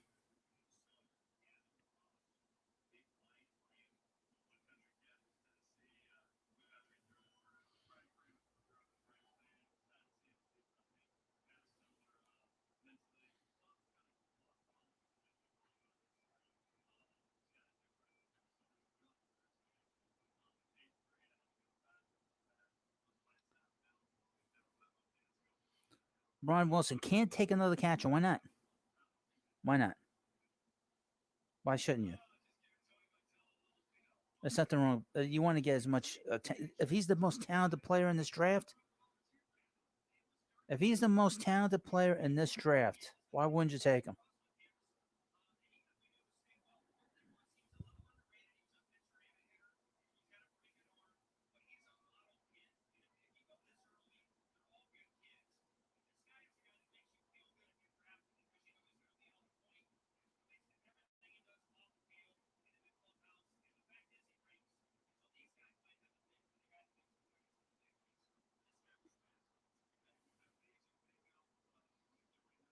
You always take the best available player if you can. If the catcher is the best available player in the draft now, you take him. And Kevin Parada is considered the best catcher in this draft.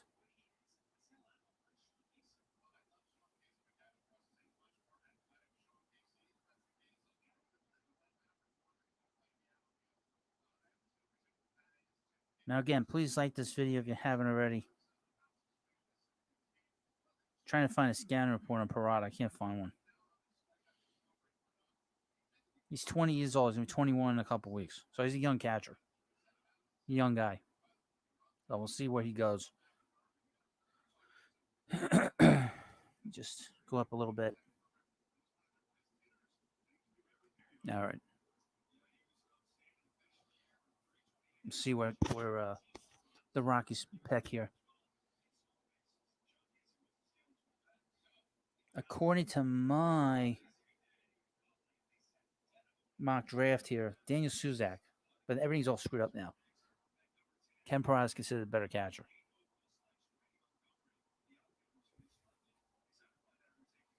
There we go.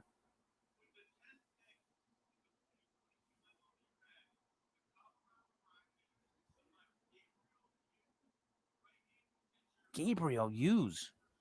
Who's that guy? Gabriel Hughes.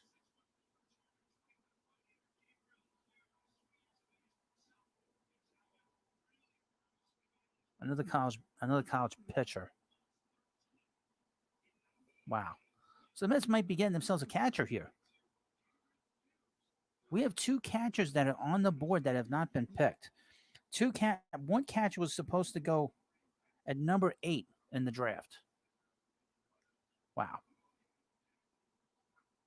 This is considered a very good draft in terms of bats. This is, to be honest with you. I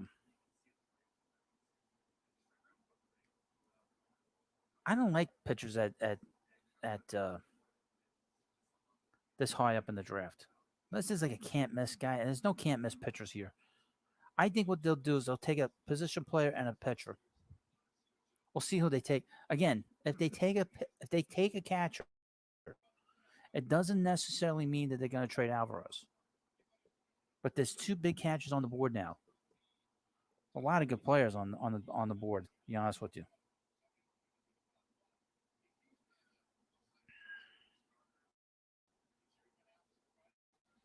So again, Kevin Parada, Daniel Stack, Justin Crawford. I'm just going to run down the names that have been connected to the Mets. Brock Porter, Jace Jung, Dylan Lesko, Zach Neto, Robert Schnelling. These are the names. Oh, wait a minute. I'm sorry. In this mock draft, it was the Braves that were going to pick Gabriel Hughes. Sorry about that. I missed his name here. And I see if any other players are connected to the Mets. Jett Williams. Keep an eye on him. He was a name that I've heard with the Mets.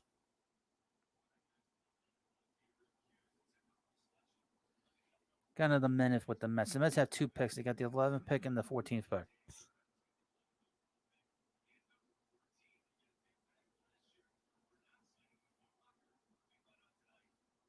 It's nice to see that the Met front office has come in dressed. They have no coats on, no ties on. Walking around. It is Epler. Epler's walking around with a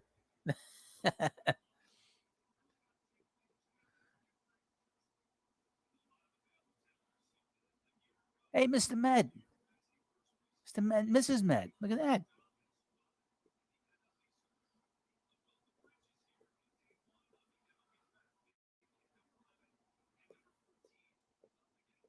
Let's see what the Mets pick here. Whoever they pick, I'll put their name in the live stream, and I'll create a thumbnail. Let's have 22 total picks in the draft, 12 in the first 10 rounds, 4 picks tonight, the 11th, the 14th, the 52nd, and the 75th. I will not be covering the 52nd or the 75th. This draft's going on till 12:30. Justin Crawford could get taken. He might come fast because his father was a player. His father was Carl Crawford. But there's a lot of talent here. There's a lot of talent. All right. You're gone. I've had enough of you. I've had enough of you. Goodbye. Goodbye, Tremont. Had enough of you. Stop you complaining. Goodbye. Have a nice life. wonder if he's a Met fan. Goodbye. Skadoosh. Oh, here we go. The Mets. Hold on. Shh. Be quiet. Be quiet. Everybody shut up. Shh. Be quiet. Shut the hell up.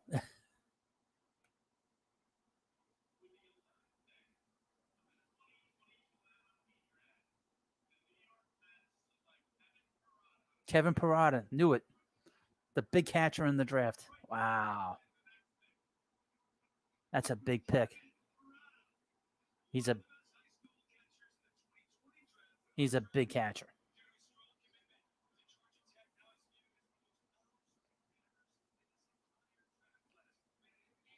Wow.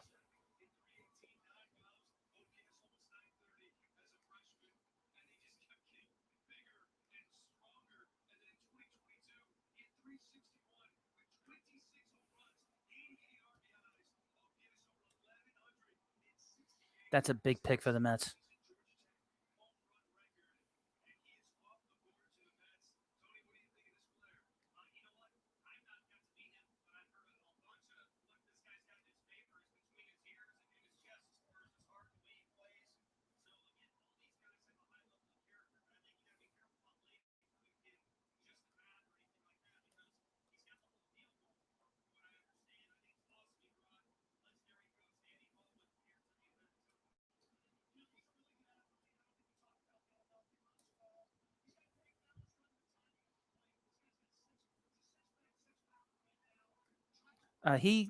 Parada fell into the Mets' lap because he was expected to go. Wow, he looks great in a Met uniform. This does make you need catching to win.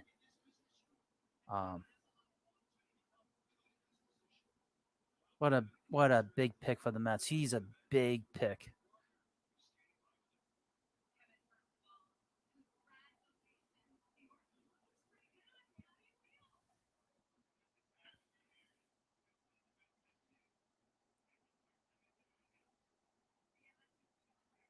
This is a huge pick for the Mets. I mean, he was considered the best catcher in the draft, and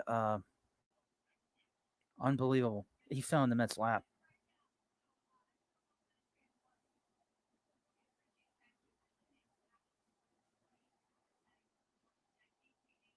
Let me read you on the site his scouting report if I can find it.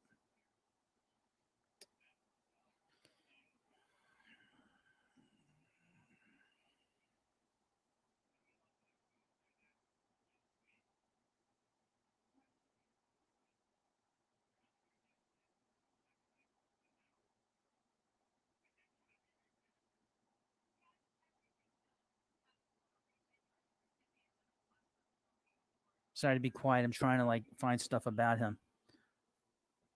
Tony says he's a stud. Well, we'll see.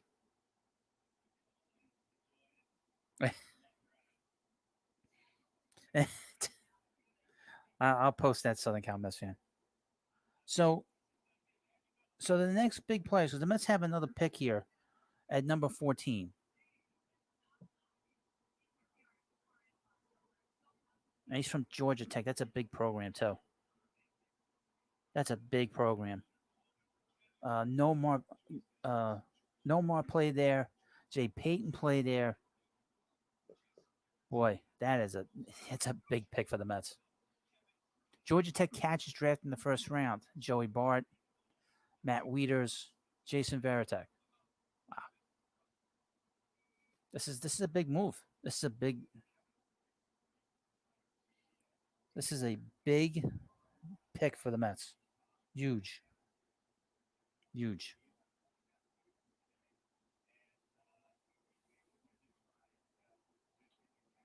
Big move. Big pick.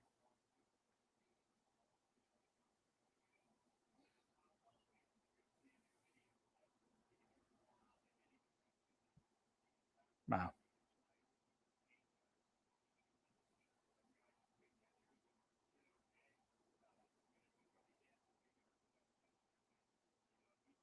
ESPN ranked him number 4 best prospect, and The Athletic ranked him number 7 best prospect.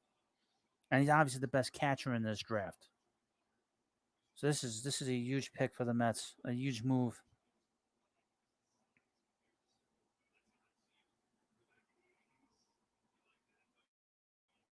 I don't think that the draft has Ronnie. Hud, could the Mets be spending big on draft in order to unload for so? Nah, one has nothing to do with the other because there's already money allotted for this pick.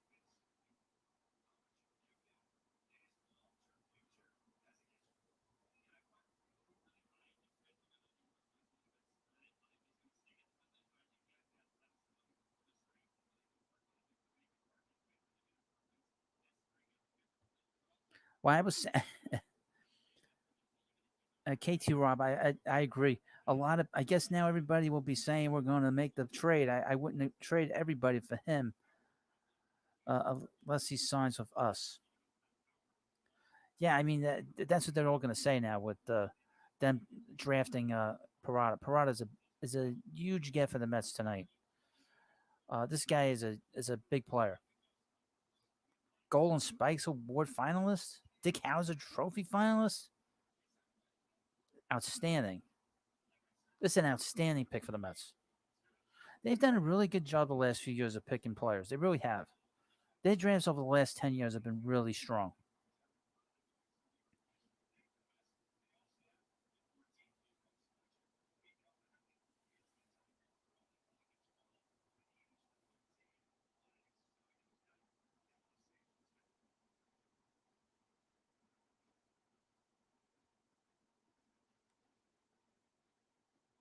A Stony 814. Does he have power? Yes, he does.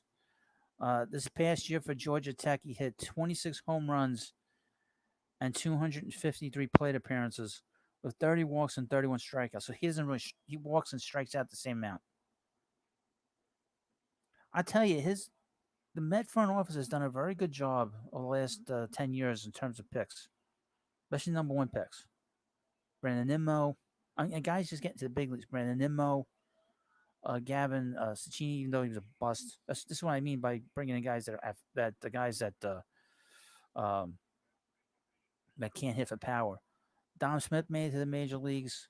Mike Conforto, Pete Alonso, um, David Peterson.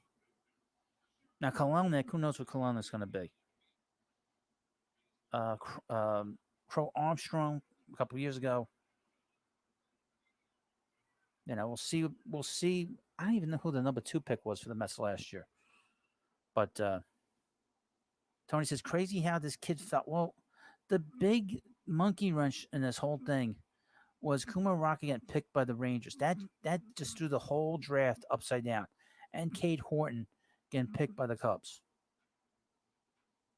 From different drafts I was reading, it looked like Parada was going to go to the Twins, but they picked Brooks Lee. Brooks Lee was supposed to go third in this draft. Steven Matz was picked by Omar Minaya. I can't include him. And Jacob deGrom was picked by Omar Martel. And so was Matt Harvey. But I would mention that Jeff McNeil was not a top pick. He's going to the All-Star game twice. Now, please like this video if you haven't already.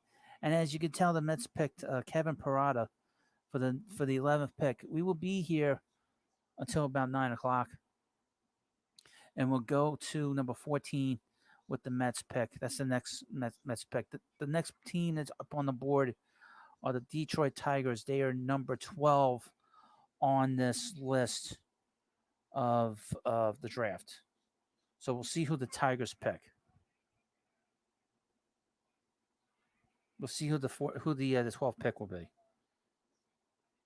According to what I have here, the Tigers are interested in Brock Porter. He's really the big pitcher in this whole thing. Stony 814. I heard Thor could be traded by the trading deadline, but who'd want him? He's a number 3 or 4 starter. Somebody will pick him up. He's pitched okay. You just got to watch his innings because he hasn't really, he hasn't pitched much. So you got to be a little careful. He hasn't pitched in 2 years. You don't want to kill his workload. So What a good draft! This was a good draft for the Mets so far to get this catcher. I didn't think he was gonna. I was hearing he was gonna go fifth in the draft. That's what I was going through. Very surprised that he made it down this far. So we'll see who the Tigers pick and the Angels pick, and then we'll see who the Mets pick for the.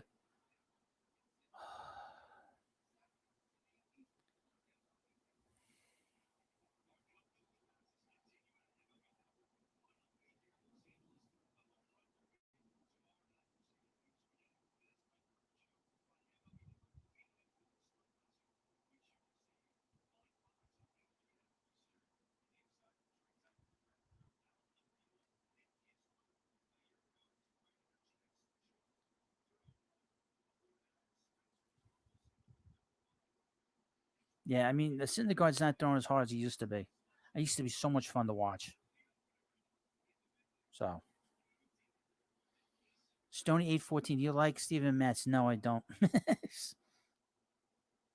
right, he'll see who number 12 is.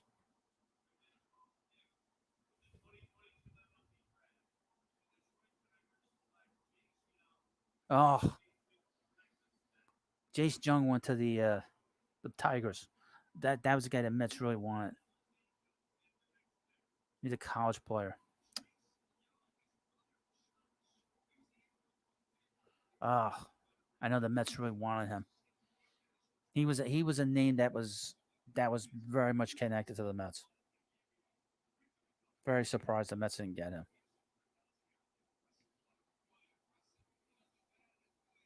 So he's off the board. So it'll be interesting to see who the Mets get. There's so many good players still out there. Let's see. Daniel Suzak's another catcher. I don't think they'll take him now. He's still on the board. Justin Crawford's still on the board. Brock Porter's still on the board. Brandon Barrera, he's still on the board. Dylan Lesko's still on the board. Zach Nito's still on the board. So we'll see. And Jett Williams is still on the board. So these are some of the players that have been connected to the Mets. So we'll see who the Angels pick. They're up next. And that pick is in already. Look at that. Thank you. Anaheim, California, Los Angeles Angels. But they got that pick pretty quickly. Let's see who the Angels pick.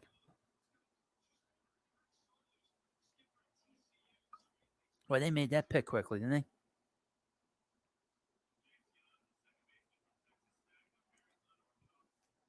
So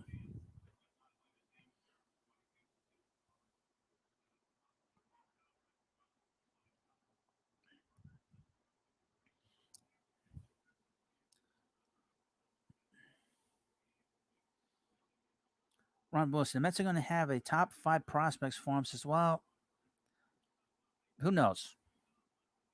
But PARADA really helps the farm system.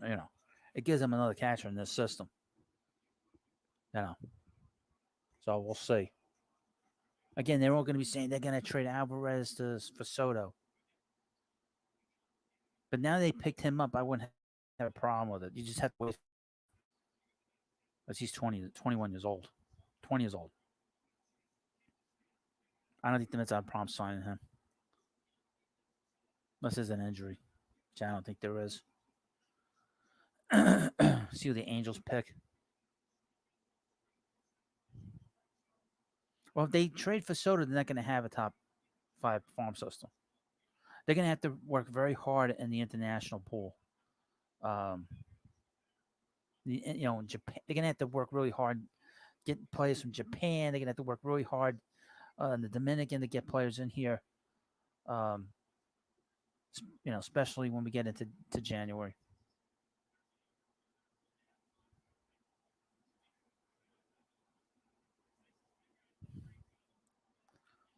Well, this team, this owner wants to win a World Series. So, they drafted this catcher tonight. And they give themselves a little bit more, some wiggle room. Oh, here we go. Here's number 14. Number 13. See what they put. Angels.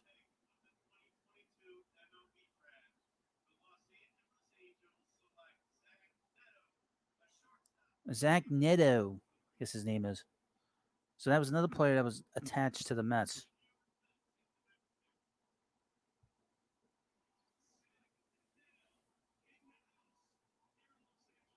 Zach Neto.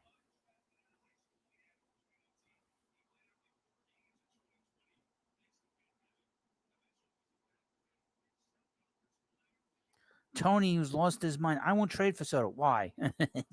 Why? Explain yourself.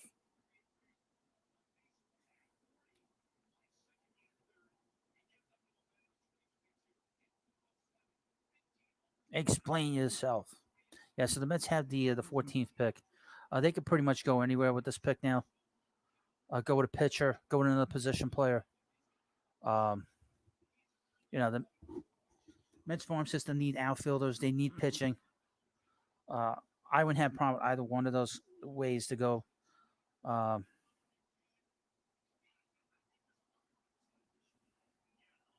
Cam Collier has not been picked, and he's got a bloodline. So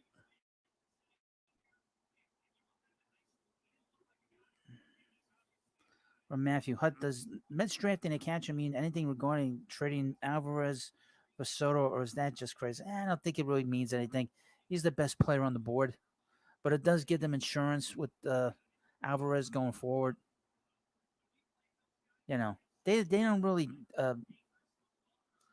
draft. It's not like the NFL where they draft for needs per se, but the Mets do have needs. They have needs that, in terms of the system, hit outfielders, and they need a lot of help with uh, pitchers. So those are the two things they're going to need. So the pick is in with the Mets. We'll see who they pick. This is exciting. I don't know, but yeah. So now, please like this live stream. I don't understand the international pool either. I mean, I know they want to do like an international draft. Tony wants Carl Crawford's son, Justin. Mets can go anywhere now. Justin Crawford. Hello, Eddie Wilkes.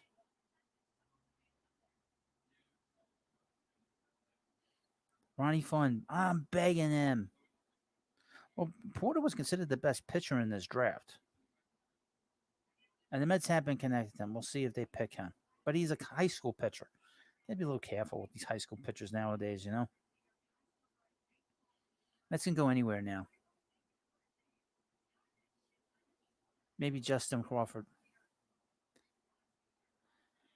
Yes, that is the shock of the draft, was that Morocco went to the Rangers. Insanity. With his arm injury, I don't know why they did that. They shouldn't have done that. I'm not saying he wasn't a number one pick, but I didn't think that he should have went that high.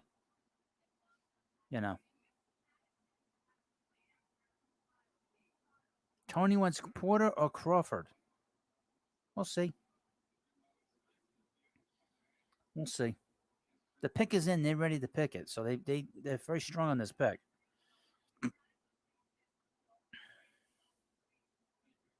Let's see who they pick.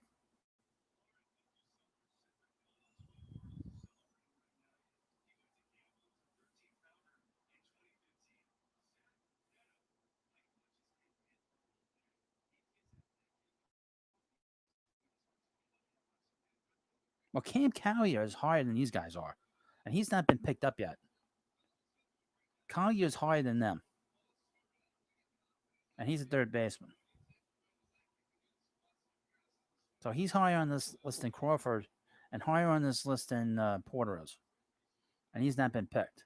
So we'll see if they pick him. That might be the where they go. And I don't know much about him as a player, and then it's Lou Collier's son.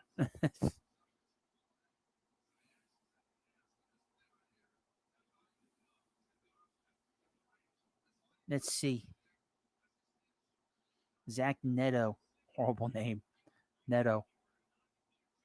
Some names are just, I don't know.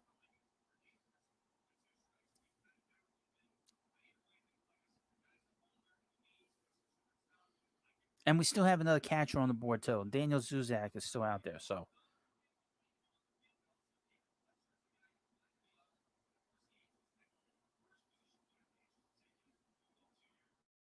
The Mets.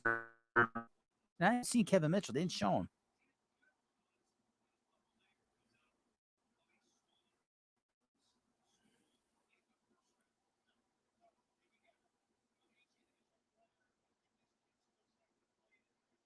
Just sitting here waiting. Waiting for the number 14th pick in this draft. This is for the New York Mets. Let's see who they pick. Now, after this live stream is over, I'm going to upload a video about Juan Soto. And Juan Soto, it seems that the Nats are very interested in some of the Met prospects. So,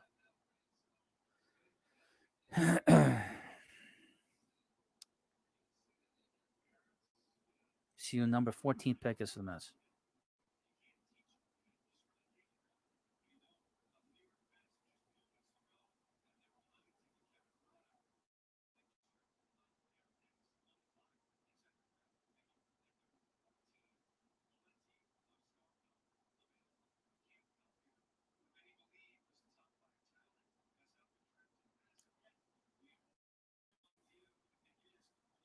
Oh, here we go. Shh, be quiet. Shut up. See who number 10 is.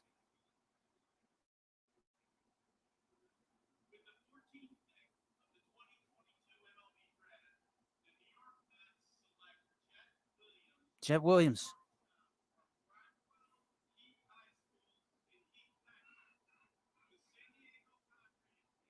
I heard his name.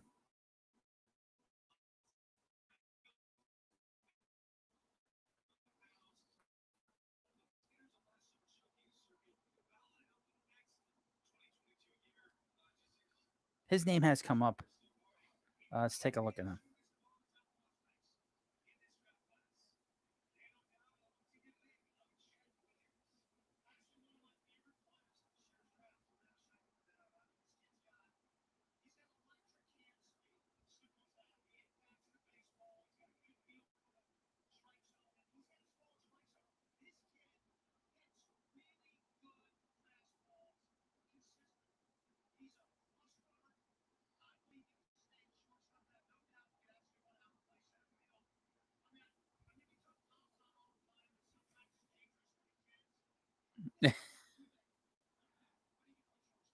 I heard his name over the last.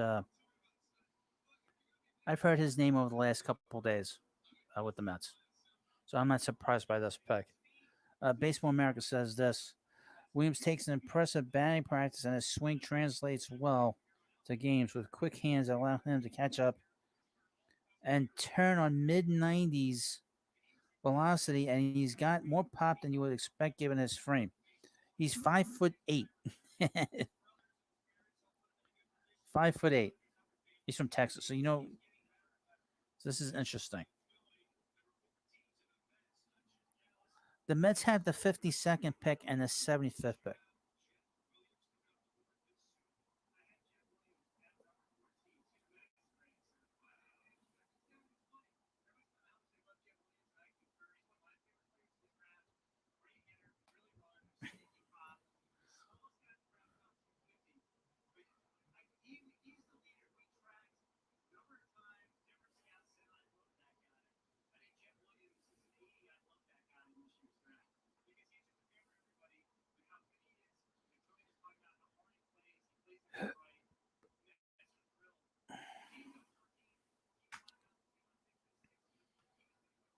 But don't like little guys at shortstop. I don't think he's going to be a shortstop. They'll probably move him to second base. He's a second baseman with that build. I don't think he's going to be shortstop in the Mets. He's going to be a second baseman.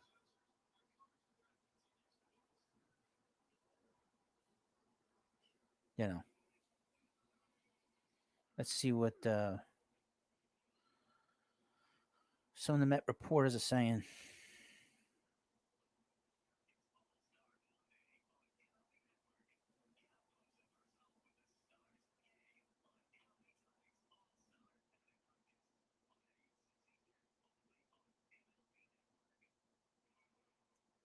All right.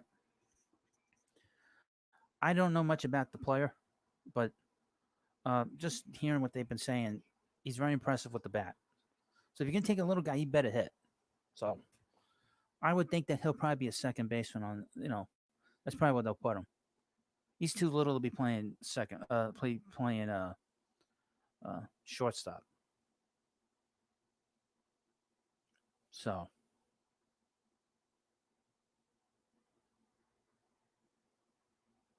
this is a. It's been an interesting draft. I mean, uh they picked the best catcher in the draft, and they picked a guy that was probably going to go top 5 pick, Parada. Uh, Once Morocco went to the Rangers, he sort of fell down. And Jet Williams, he's a high school guy. I don't know where he's going to be. So I'm going to expect him to be a second baseman. That's probably what they'll do. I'm not worried about him. He's probably 4 or 5 years from now. He's only 18. But Parada's a different story. He's probably 2 years away.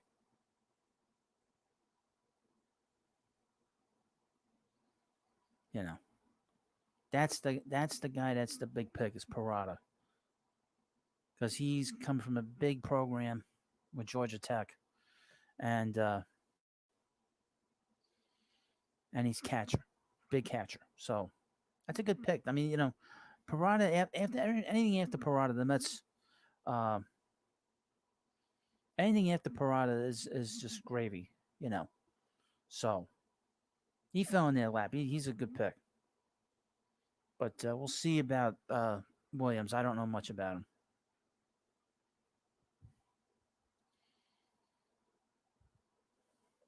From Ron Wilson, definitely a unslapped pick. I see them going big.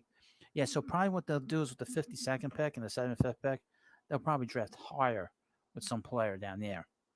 So they'll probably give a lot of money to somebody down there. Maybe some high school player that hasn't committed to playing in the big leagues and the minor league ball. So that's probably what they'll do. But we'll see. But I'm not going to quibble with Parada. Williams, who knows, a high school player. But they do bring in a lot of talent. They needed this. They bring in the best player, the best talent at those picks. Let me see if I can find a scouting report on Parada. Let's see.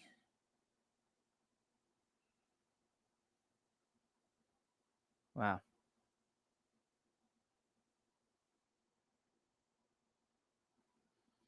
MLB Pipeline says this. Parada doesn't try to do too much at the plate. Keeping his right hand swing under control and lashing line drives all over the park. He has good feel for the barrel. Makes repeated hard contact against all types of pitching, and he's shown increased power to all fields this year. He projects as a potential 280 to 300 hitter with 20 to 25 home runs who could fit into the middle of a big league batting order. Interesting. That's interesting.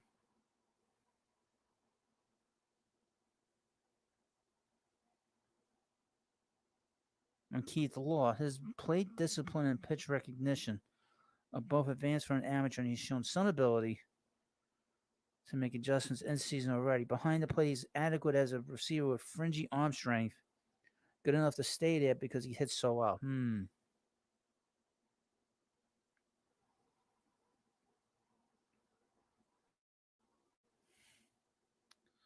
Baseball America. Between his contact ability, newfound power, and production in a strong conference, his offensive package is as complete and proven as anyone's in the 2022 class. Defensively, it's less glowing, though. He has made strides to improve as a receiver and thrower this spring. He's a good athlete and runner for a catcher, but he can improve his lateral mobility and blocking as well as his arm strength, which is cited as fringe average currently. Well, if you figure if he gets to the big leagues, they could probably improve that a little bit.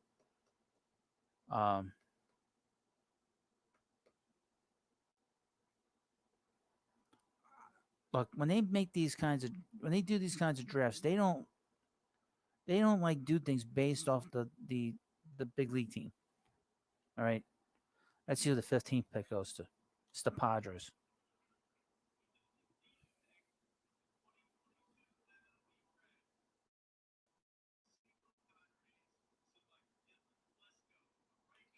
Another guy's attached to the Mets. Dylan Lesko to the Padres.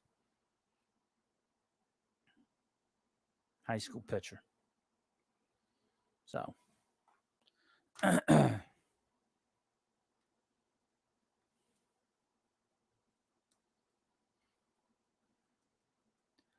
please like this video and subscribe.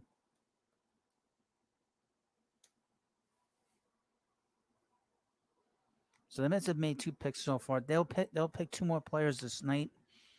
52 and 75. I will not be here for that. I have to be in the live stream in a few minutes, but so I hope you had fun tonight. I had fun doing this. We'll do this again next year. And again, we're gonna have a lot of shows. Gonna be on a lot. This was a great live stream. We're gonna have we're gonna have a guest on next week, and we're gonna have Hum Baby Baseball next week before the Mets play the Padres. Aaron Lagandia, how long is this draft for? It's for 3 days, but this is gonna be on until 12:30 on the MLB network. My draft coverage is ending in 5 minutes.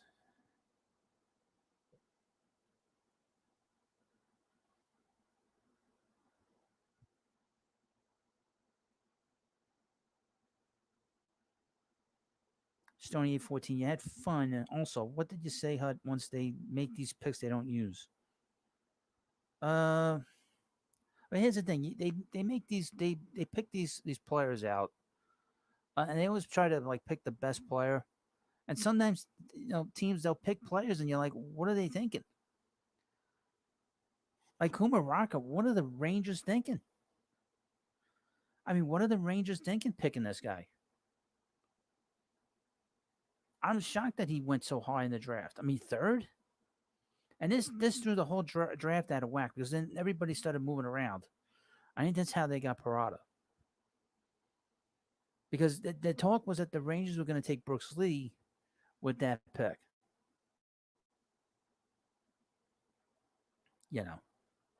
So that was like oh, let me tell you, Southern Cal Mets page video boy. Oh. Hey, thank you. I appreciate it. Ding, ding, ding. I had to get a bell. Yeah, we're going to have a lot of live streams coming up. Maybe there'll be one up this week. We'll see. Maybe Thursday. I'll definitely be back next Sunday before the Mets come and play. Before the Mets play the Padres. Jacob deGrom might be pitching next Sunday, or he might be pitching against the Yankees on Tuesday. There could be a live stream on Tuesday as well before that game comes on. I have to get a hold of some Yankee YouTubers. I like to have some Yankee people come on. And starting on the 31st, in the afternoon, after the Met game, they play the Marlins. I'll be on live, and I'll be on all night, pretty much all night. And on Monday, I'm going to be on a lot, and then Tuesday we got the big show, which is the trading deadline, and I'll be on a lot for that day. Now that week, I'm on vacation. Thursday, I'm going to be on. Friday, I'm going to be on. Saturday, I'm going to be on in the morning. I'm basically going to be on in the mornings and the afternoons. Let's see who the Guardians pick. Maybe a different name.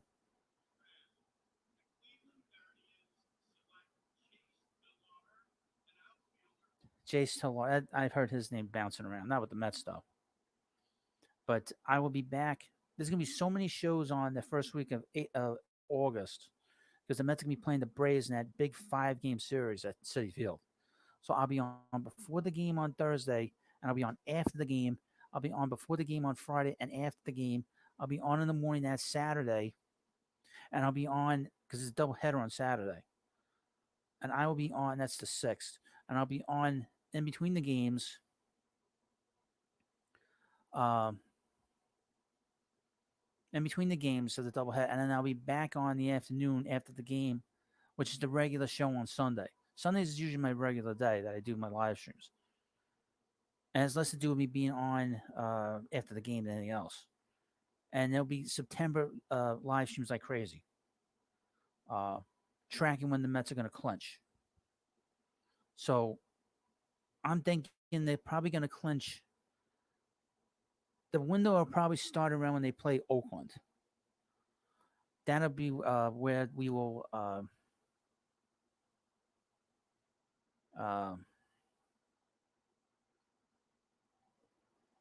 that's when the window will open for when they will clinch. Is around the time of them playing Oakland, and they'll be in Oakland, of all places.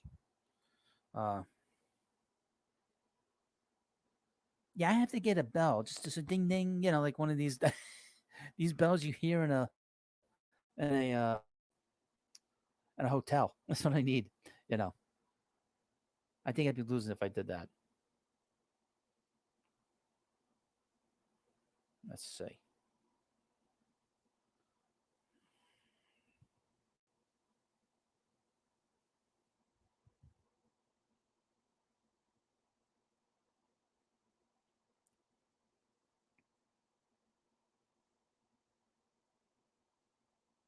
Yeah, so the Rangers, they picked Kuma Rocker.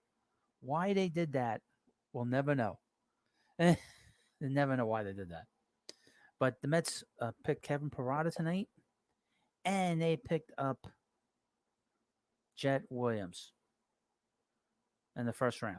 They'll have another pick later on, 52 and 75. So we'll see. I won't see it. Maybe you'll be able to watch it. We'll see who they pick. Right now at the 17th pick, I would expect the first round will probably go to 11 o'clock. The first 30 picks anyway. But, and they're out in Los Angeles, by the way. I also mentioned I'm on Facebook too. We're live in both places. Facebook's awfully quiet. But, yeah, so I will be back again probably Thursday. There'll be a video up after this live stream about Juan Soto. Here's the number 17 pick, the Phillies. See the Phillies pick.